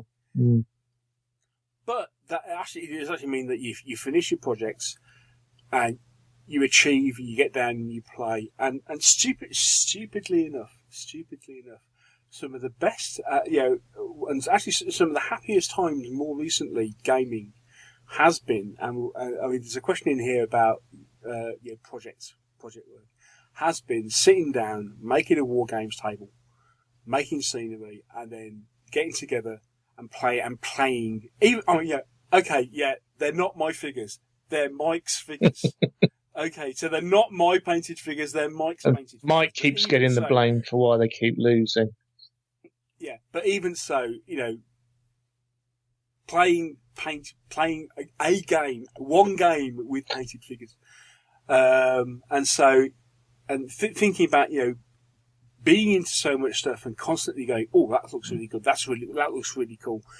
Actually, and it's something that Dave keeps telling me is that all you do, if you buy new games, all it does is that you've only got so many gaming days in the year and it just dilutes down what you That's what I was going to just say.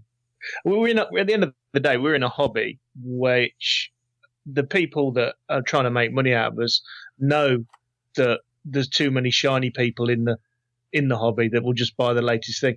And it's not a bad thing, but there's lots of good games out there and the new thing, and there always will be, because that's just the way of the world.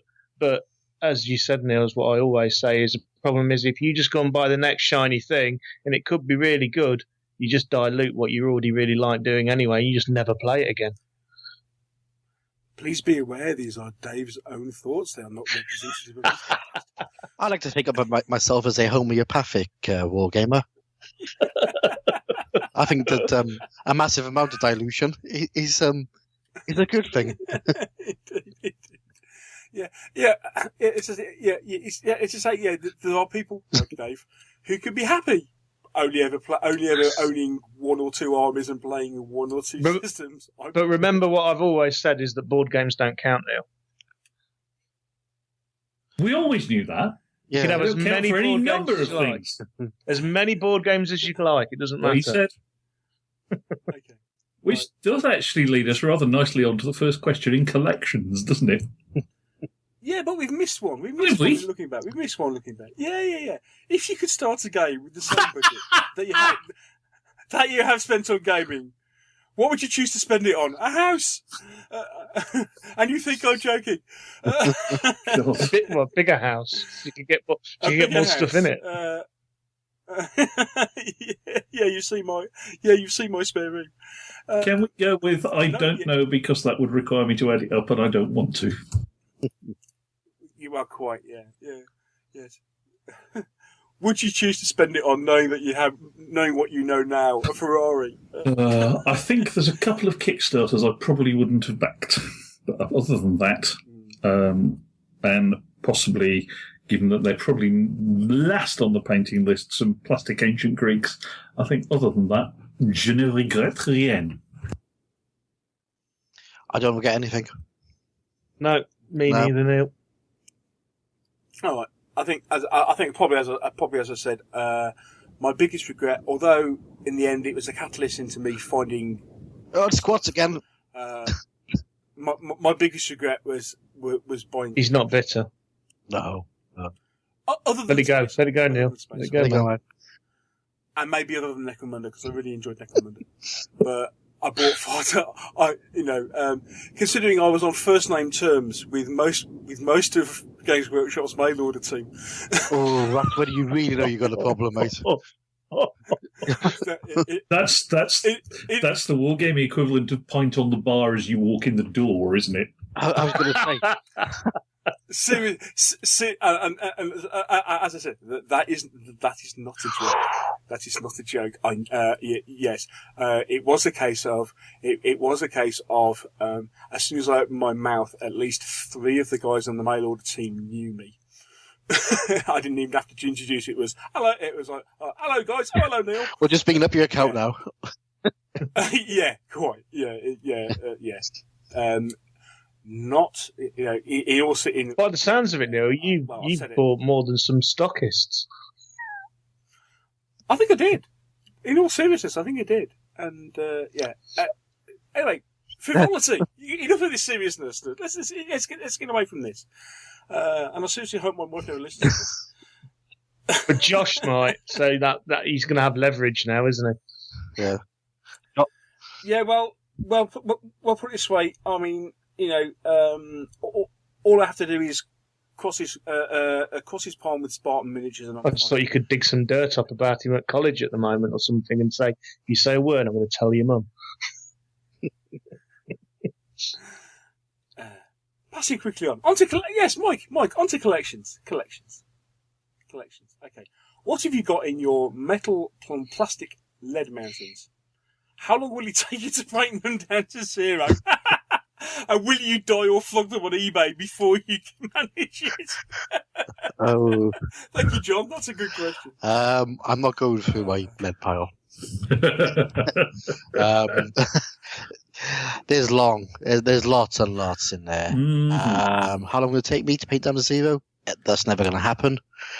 Will I die? Yes, I will die before I get to the end. Will I flog them on eBay? No, the wife has already pointed out that she'd be selling them to pay for my funeral. Well, actually, she said she'll flog them after I've been buried and go on holiday. And most of them will be collector stuff, so she could do. Oh, yeah, she's asked me to point out the ones which are really good. You have to make sure that at the point where you become really ill, the first thing she'll be having you doing is boxing and labeling. Probably. Yeah, with my last breath. Tell me which ones are the asterisk figures again.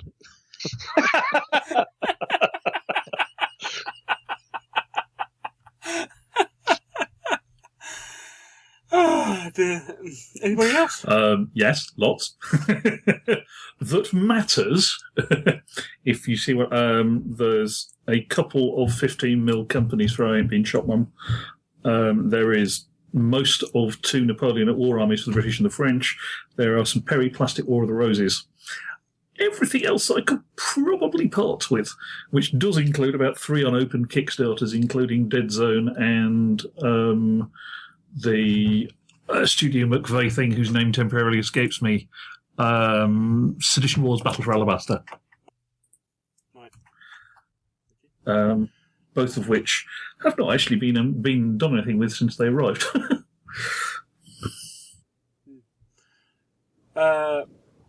Dave, you've already gone through your level. Well, yeah, I mean, it's a bit of a dead one for me. Such I've got a Saga army and a few Napoleonic spares, you know. some I've got, gladiators. I've got about, 6 gladiators to finish, I think. Yeah. That's about it, really. Yeah. He's hard. He's hard. He's lovable, but he's very hard. Well, and I've got all the stuff that Neil sold me in the last 2 months, which was basically reduce his lead pile and then try and increase mine because he felt like I needed one. Yeah, that's why you did it, Neil, really. Yeah. And the fact that you wanted me to have something else instead of Paris. British paratroopers. Yes. But what's terrible, Dave, is he's probably double the size of your lead mountain. He's just the merest tip. It didn't even scratch it was, the surface. yeah. Scratched. It didn't. It was sort of 0.0001% that came off his pile. Yeah. But it like tripled mine, quadrupled it even. Yeah. Right, I'm just going to go and get a couple of drinks whilst Neil tells us what's in his lead pile. Well, funnily enough, yeah, my lead pile nowhere near as big as it was 6 months ago. I have been in the last year. I have been ruthless. You've been selling things you didn't even know you had, did you, Neil? Well, yeah. Agreed. It is. I have been at the point of going, opening a box and going. It's really funny, guys, because he used to come around on a Thursday and go, Dave, I've just found all this stuff. I just whacked it on eBay. Didn't even know I had it. Don't even know where I bought it from. Can't remember. And there's and you know we joke about this, but Dave, how many backs of green scouring pads do I have? Oh crikey! I don't know. I think you had more than Wilkinson's, didn't you? Mainly because it's one of those things of you have this idea about things like making scenery, and so you buy the stuff to make the scenery, and it's in a bag, and then you put the bag away somewhere. Go, yeah, that's a good idea. And then you have the idea again. You can't find where you put that original bag. So, okay, not to worry about that. I'll just buy some more. Yeah, it's in Wilkinson's. It's nice and cheap. I must have found about 4 bags of stuff like that. I mean, when we started setting the bunker up, I mean, I was absolutely shocked with the amount of stuff that was coming around the house. I mean, I was like, I've got that. We can use that. I've got that. We can use that. I just need to get rid of the first 50% of stuff in my spare room on eBay, and then I can get to it. Yeah, that's not good, mate. I mean, my lead mountain is on 2 shelves in a cupboard. No, mine filled a spare room and part of the shelf. In fact, one side of a 6 by 5 box room, and one side of an 8 by 10 shed. But we've done well, haven't we? We've got plenty of scenery now. Well, yeah, all those trees that appeared from nowhere, which are really good quality. Oh yeah. I told you I had a box of yeah that I bought a while ago, thinking, okay, I'm sure at some point I'll find it. We've got more trees than we can shake a stick at.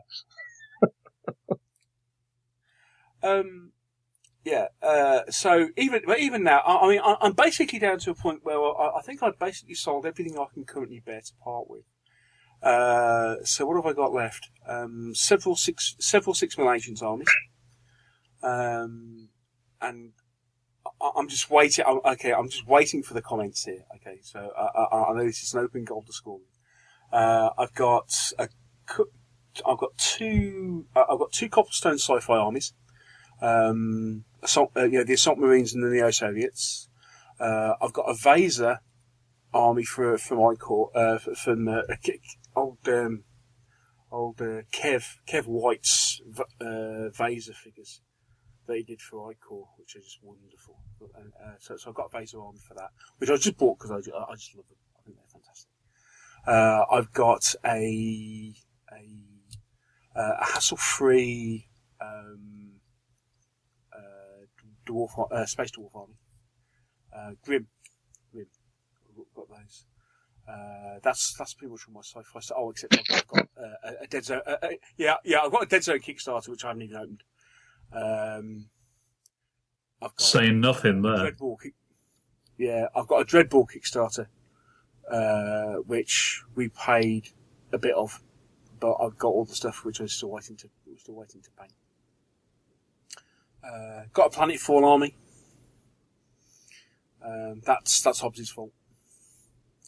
Got a 15 mil German army for World War II. I've got a 15 mil US army for World War II.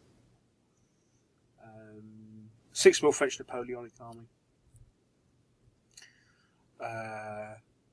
I've got Saga armies for Bretons, Vikings, Saxons. Got a Crusader army, which I'm in two minds about whether I'm actually going to keep playing Saga, or I'm actually going to sell it. Anything else on the top of my head? The Saxon army for it's actually it's an older Saxon army. It's a Dux Brit army. I've got a Romano British army to go alongside it for Dux Brit. That's still in my painting pile.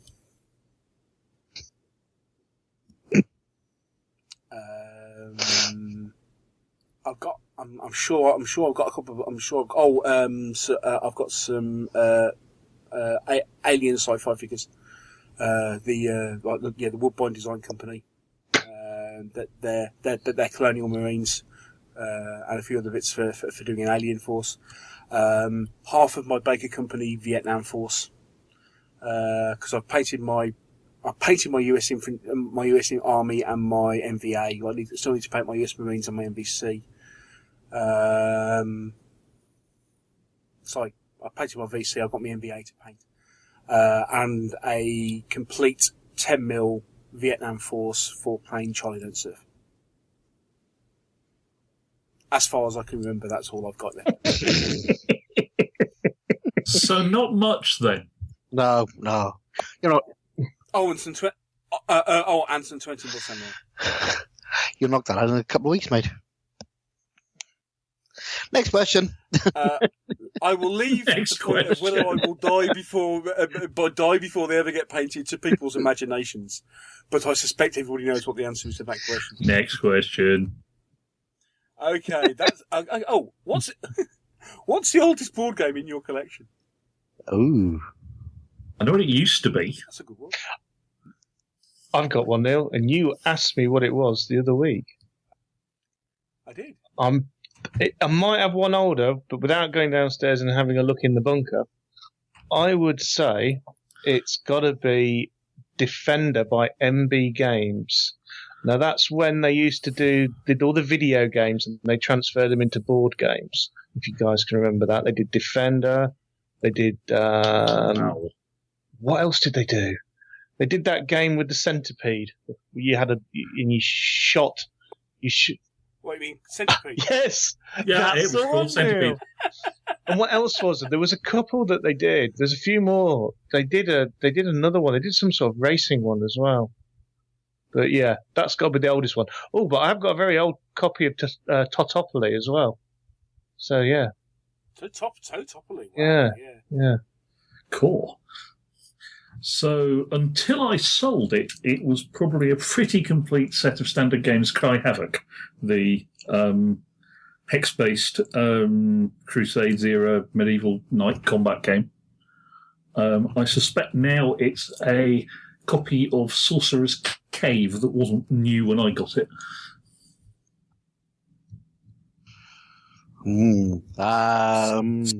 Wait, that's an old Avalon Hill tile-based dungeon crawl. I've got two, and I'm not sure which one's the oldest. I got Apocalypse, which I think was mid-80s. Well, that's Yeah. I've also got Warlock of Firetop Mountain. Oh, right. Yeah. There was a board game. The book is, I can tell you for free, the book is 1981. Yeah, I've got it. The board game, I think, is it's probably a tie or very close to it. Yeah. Yeah, it came out about a year after it or so. Yeah, so it might well be the Warlock of Firetop Mountain game. Yeah, probably. Oh, is it any good? God, I haven't played it since I bought it, mate. There's a date. Yeah. Come over to the bunker and have a few beers and the curry and the Warlock of Firetop Mountain. Yeah. Okay, I think I have two. I think one is the hands down winner on that. I mean, ignoring games of chess and bits and pieces. The two I think I've got in my personal collection, which I have bought and are the oldest. One is the original Games Workshop Warrior Knights. Not before Fantasy Flight reprinted it, but when Games Workshop originally did it, which is. He says, look, suddenly diving back onto Board Game Geek because I had it open for Space Hulk. That's early. That's mid '80s, I think. See, we're live, folks. You can hear Neil typing. Yeah, it's the Thumpy Keyboard Show, folks. 1985. There we go. 1985 Warrior Knights was. But the older one I have is I still have a copy of Tank Battle from M&B Games. Dear God, I had that. I had that. That was awesome. Yeah, indeed. I've still got it. I've still got it with all the pieces. It still works. Win. Yeah, it's battleships with tanks, guys. Or almost. It strikes me as basically being a cross between battleships and Stratego.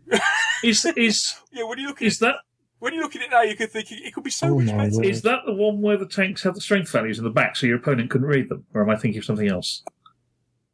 Yes, that's correct. And you fight a tank battle by your tanks go up to adjacent to each other, and you turn them round. I had that. I remember that. Yes, I still have my copy of that. Yes, and that is late 70s, I think. Late 70s, but there we go. Okay, time is pressing on. I think we've got time for another couple of questions, and I think we've got 2 or 3 nice ones just to finish. So, first off, again, Seeger, thank you very much, mate. Is there a period you would never, or knowing how these things go, at least not at this point, can you never ever imagine playing? So is there a period you would either never play or you can never imagine yourself playing? Oh, before we jump on that, I've just found out I've given you some duff information. The old book, the old game I've got wasn't Warlock of Firetop Mountain. It was just called Warlock. Oh, yes, right, okay. Which was 1980. Oh, 1980. Ooh. I will now return it to your pre-planned question.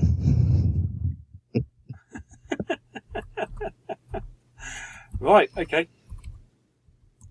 So, I see your Warlock, and I raise you Tank Battle, 1975. Woo! Whoa, there we go. 1975 Tank Battle was first produced. There we go. Okay, right, so is there a period you can never ever see yourself gaming? I'll tell you what, I'll answer this first. Sorry, all my listeners across the pond. American Civil War. Never. I mean, okay. I bought battle cry, because I really felt that I should have at least, with the breadth of my collection, I should have at least one game of American Civil War. But you know what? I don't know. I don't quite know what it is, but of any major war, that's the one that's just, it's like, no, just doesn't do. And the other one actually, and again, I might lose half my listenership here. Sorry, the other half that aren't DBM players. Horse and musket. I'm just not really. You mean before Napoleon? Before it becomes Napoleonics? Yes. So we're talking about Wars of the Spanish Succession and So we're talking 18th century.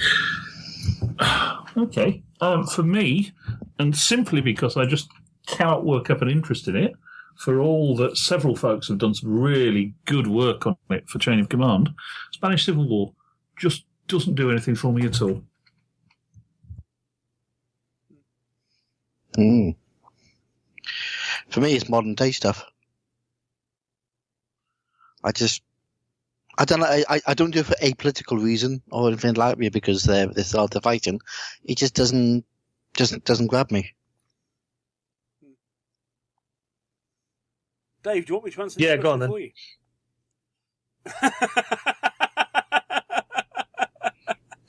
Let me think.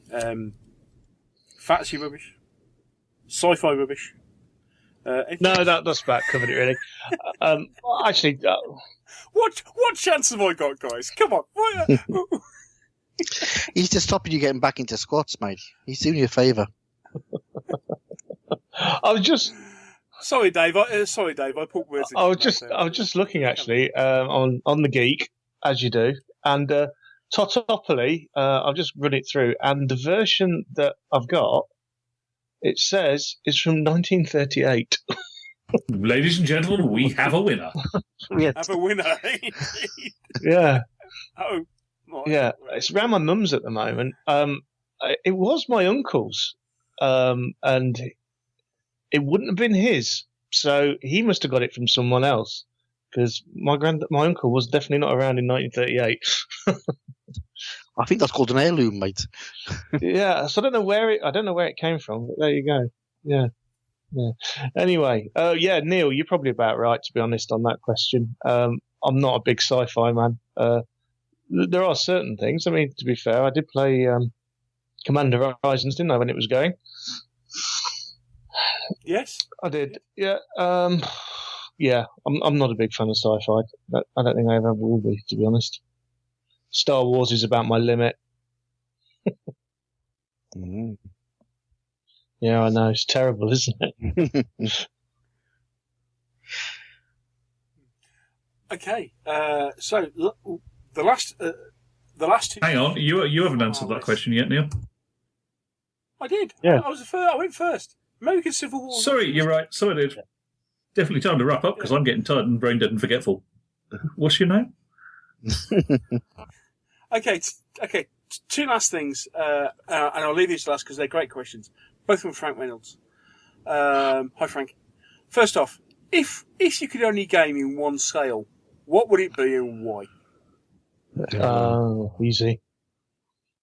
Easy. Shall I go for it? Yeah. Go on. It's not going to surprise any of you. 6 mil. Reasons being cost, the room, the ease of paint, and it's a scale that allows you to have big battles and to have flanks instead of it being wall-to-wall figures. There you go. 15 mil. Nice compromise between big enough to see and small enough to do things on largish tables and have big tactical sweeps and stuff. I'm with Dave. 6 mil.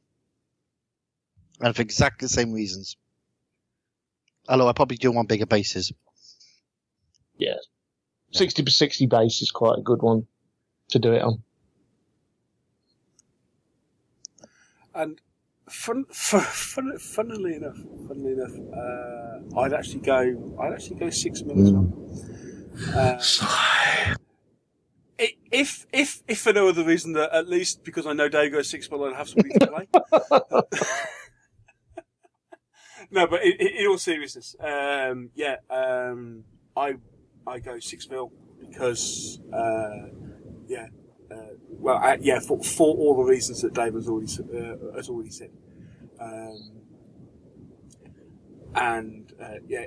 It does seem for us it does seem to give that lovely sweet, especially playing Ancients.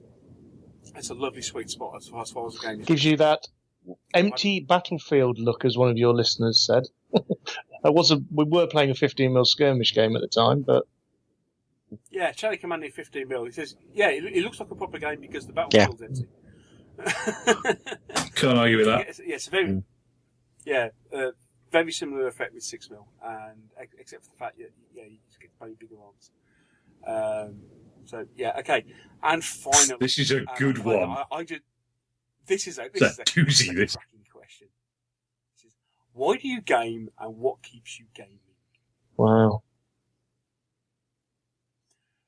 I think we need to start a show.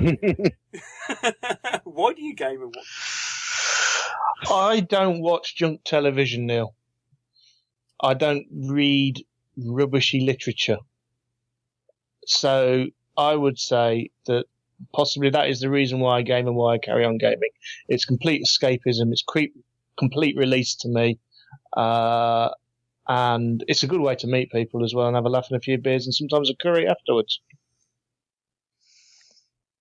No. For me, similar to Dave, actually, it's a release from my day job. My day job is all staring at PCs and typing stuff and thinking. Gaming isn't that. It's everything but. And there's so many facets. It's something I can do on my own. I can do painting and modelling and, stuff like that, or reading rules. Or I get to go on the club and be sociable and play games and have fun. So it just covers everything for me. And, it gives me an excuse to buy lots of nice books on historical battles and read those. And I can, everything's out there. Whatever I want to do, whatever type of period, whether it's sci-fi, whether it's fantasy, whether it's a really historical, some obscure campaign from, God knows when, there'll be a game out for it. And it gives me an excuse to learn stuff. Me? Ooh, it's a good question, isn't it? Mm. It is. I love history. I'm a huge history buff. You can drag me around any piece of English heritage site in England and I will be a happy man. And I love the chance to recreate history. I love the chance to exercise my imagination, as you may have noticed if you've read some of my Dux Britanniarum write-ups. There are a bunch of really great folks I get to play with who are more than willing to teach me all manner of stuff on rule sets I've never come across before, all of whom are incredibly patient and accepting. Nobody slags off the fact that I can't paint for toffee relative to some of them. I mean, I get as my regular wargame opponent, Andy Halls, who has figures in ancient rule books. The man is an absolute painting god. And sometimes I actually almost feel embarrassed to put my efforts on the same table as him. Does he mind? Does he buffalo? That, and I get to hang out with you guys, which is brilliant.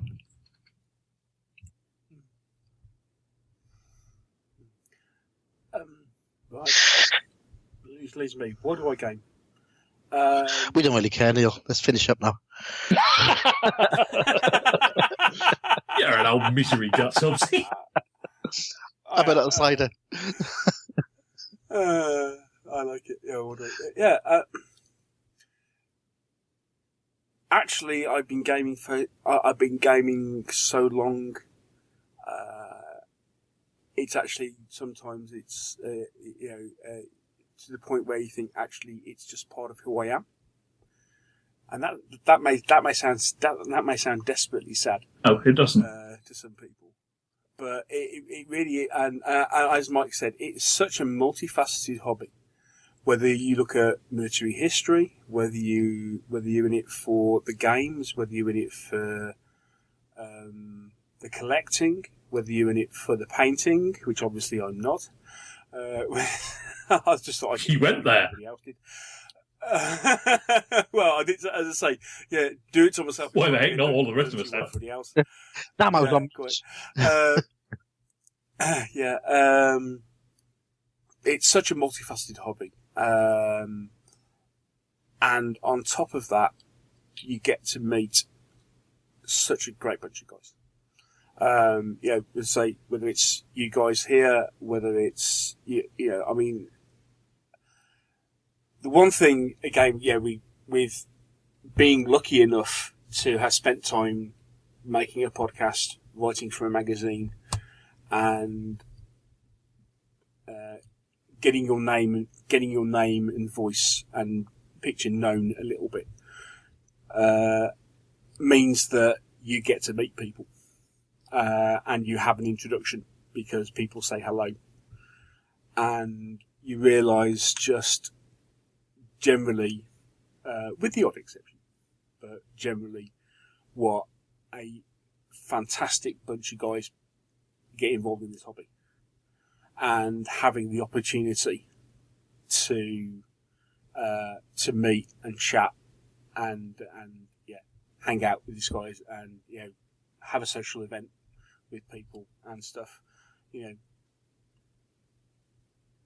and it's all getting very lovey-dovey, but I mean it. It's it is the whole social event.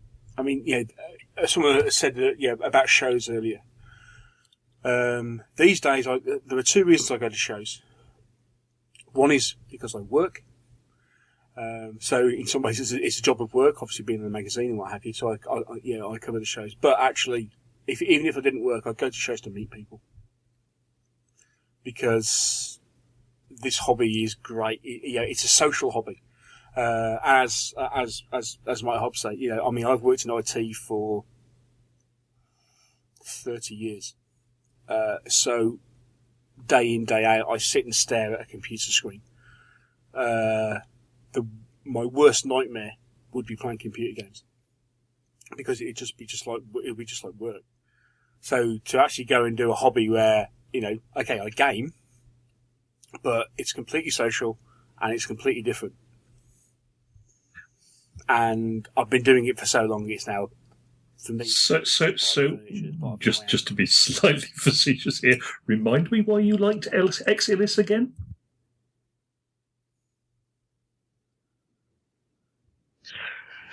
Good question. Mike Whitaker, who used to be the podcast.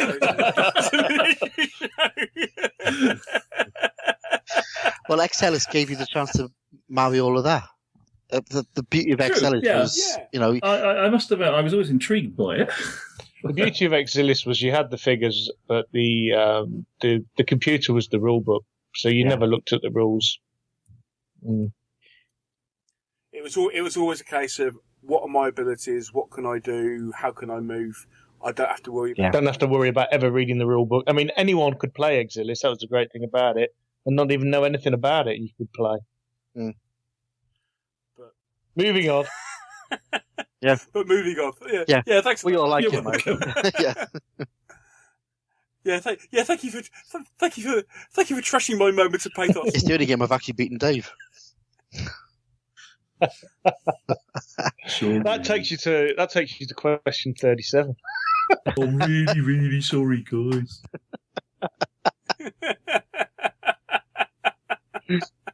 Wrong Neil. Yes, and anybody old enough to remember that one? Yeah, he's the same age as us. Yes. 37. Why can't I beat Dave? Because you keep charging. What was the phrase? What was the phrase? I referred the honourable gentleman to my previous. Yes, and as for question 38, I'm not going to answer it at this time of night, because Mike ask it at this time of night, because Mike has had far too much cider. We shall leave that for another day. Yeah. Hi, Annie. And on that note, we've been chatting for 3 hours, guys. So I think, as far as the show is concerned, probably everybody's completely. It's an epic. It is an epic. The guys that go into London on the tube will be loving it because they'll listen to it for 3 days. I know I said we never do a show again that was 3 hours long. Well, okay. Next time it's going to be show 200. If we get that far. And it'll be live. Thank you. And that will be live. Live. Thank you to. All right, have we got to go back to Facebook and Twitter for one last time? Is there anybody? Oh yeah, I got a message here from Will Wheaton saying, "Guys, you're the inspiration behind Tabletop. Keep up the good work. Love you all."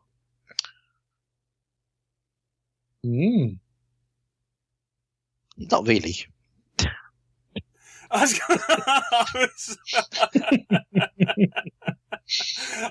thanks for that. Yeah. Now we got one from Colin basically going, well, if it wasn't for the podcast, I wouldn't own half of my own wargame stuff. Is that sorry? Is that a good thing? Or is that a complaint? We're sorry about that, guys. Yeah. Yeah, we're sorry. Yeah. Yeah, I mean, Shane Lindley, hello Shane Lindley on Facebook, and Terry Main. Shane was asking questions of what do you think we'll be playing in 5 years' time. Look, we'll actually answer that question in the podcast. We have a whole host of questions which we haven't dived into, which are all about our thoughts on the hobby in general.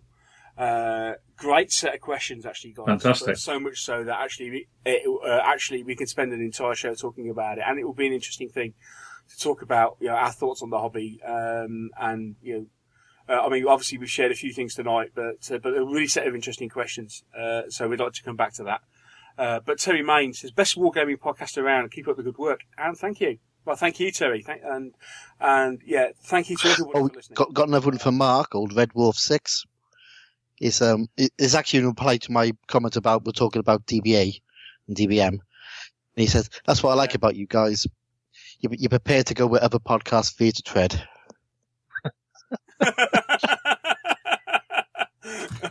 In fact, as I believe this podcast catchphrase is, "You had to go there." Usually directed at me.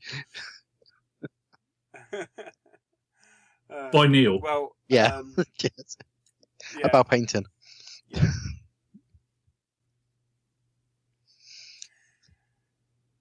At which point, I think it's time to say goodbye. I think it probably is. Before the whole thing about Yeah, so we just need to run this past our lawyers before we release it. just start. Yeah, the whole thing. Unfortunately, our lawyer signed up about 90 minutes ago. Yeah. And he wanted paying as well. Yeah. Ken, help.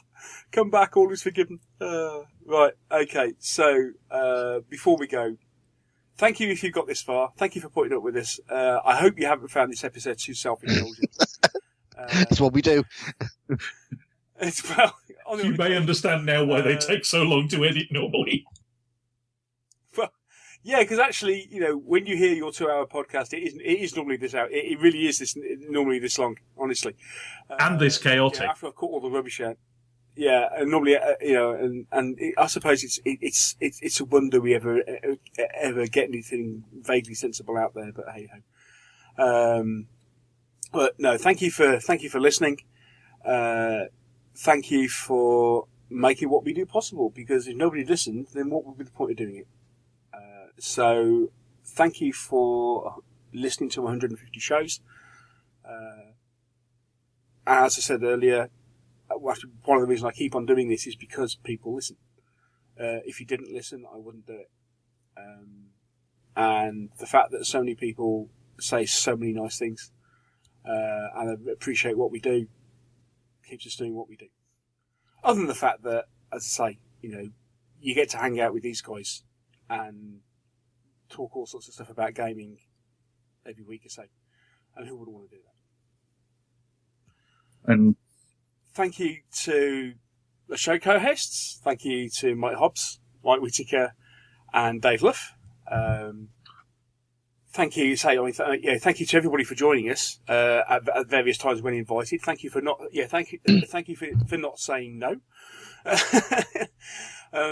Thanks also to the guy who couldn't be on the show tonight, Rich Jones.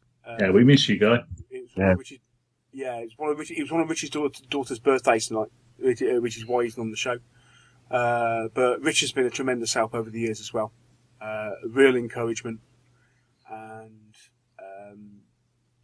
another guy who his contribution to the show behind the scenes and encouraging to me in various aspects of the hobby, without which wouldn't be doing what we're doing. So big thank you to Rich.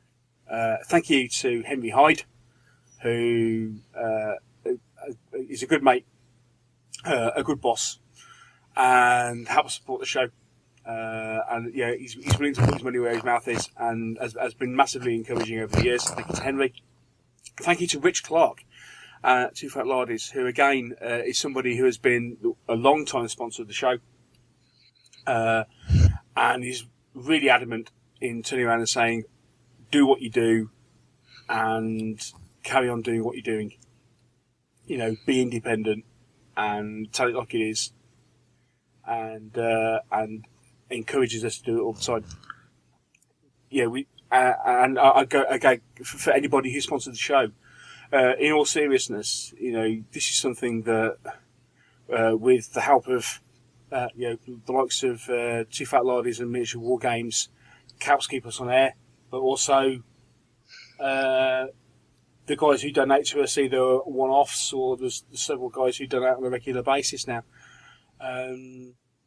Thank you so much. It means an awful lot. It basically helps keep the show running. It helps with technical costs. It means that sometimes it helps with things like covering shows and all sorts of little bits and pieces. Without of which we couldn't do half of what we're doing. So it really is a heartfelt thank you to everybody who supports the show. And I think on behalf of those of us who co-present, a massive thank you to Neil for playing his send-off. That would have been lovely, Mike, but we couldn't hear a word you said because you went all Dalek-y again. You see, this is, again, editing. The wonderful thing of editing, this is the stuff you edit point. Hear. Yeah. Edit point, yeah. I could always go Dalek-y after about an hour. Yeah. You know what I was saying about donations and technical help? If anyone can figure out why my mic goes all Dalek-y after an hour, I'd love to know. Go on, Mike. Do that really heartfelt thank you to. What I was going to say was, on behalf of us lot who get to play in Neil's thank box set box. That's thrown me completely now. This wouldn't be where it is now without Neil, and it's a real pleasure to work with him, and it's great fun. Yeah, nicest man in wargaming. Amen to that. Yeah. Thanks, Chris. Let's see if we can make him cry. Say something else nice about him. No, we're not going there. At this point, I think we're going to... Roll the credits! Roll credits, indeed. Yeah, thank you so much. Thank you to my co-presenters and my long-suffering game opponent, Dave Luff, who really deserves a medal for putting it with me for so long. Dave's got it easy. He just has to sit back for about half an hour or so in the sure knowledge that you'll just charge him. Dave, tell them how hard it is to win every week. It's difficult. It's got to the stage where I am. The pressure's enormous, to be honest. It's almost as if it's expected of me, and especially when Neil's running a commentary on Twitter, and I've got people like Rich Clark and other people going, "My money's on Dave," and I'm like going, "I can't let these people down." No.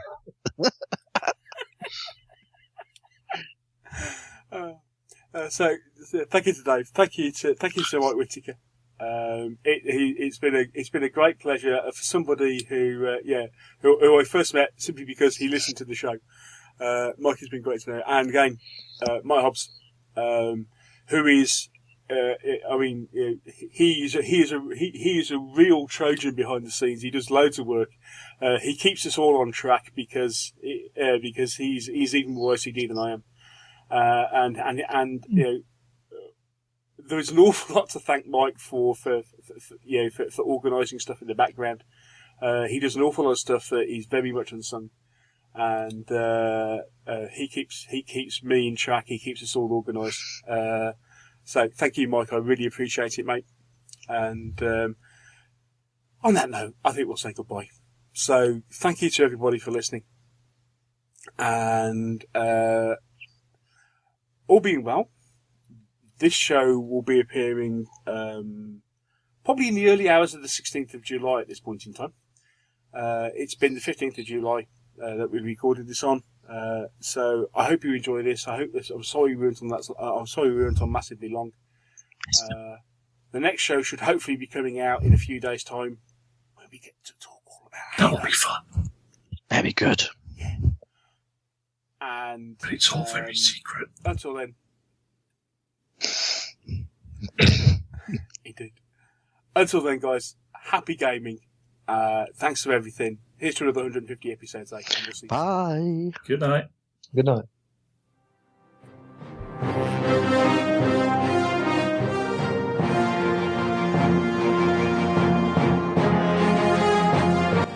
Thank you for listening to the Meeples and Miniatures podcast.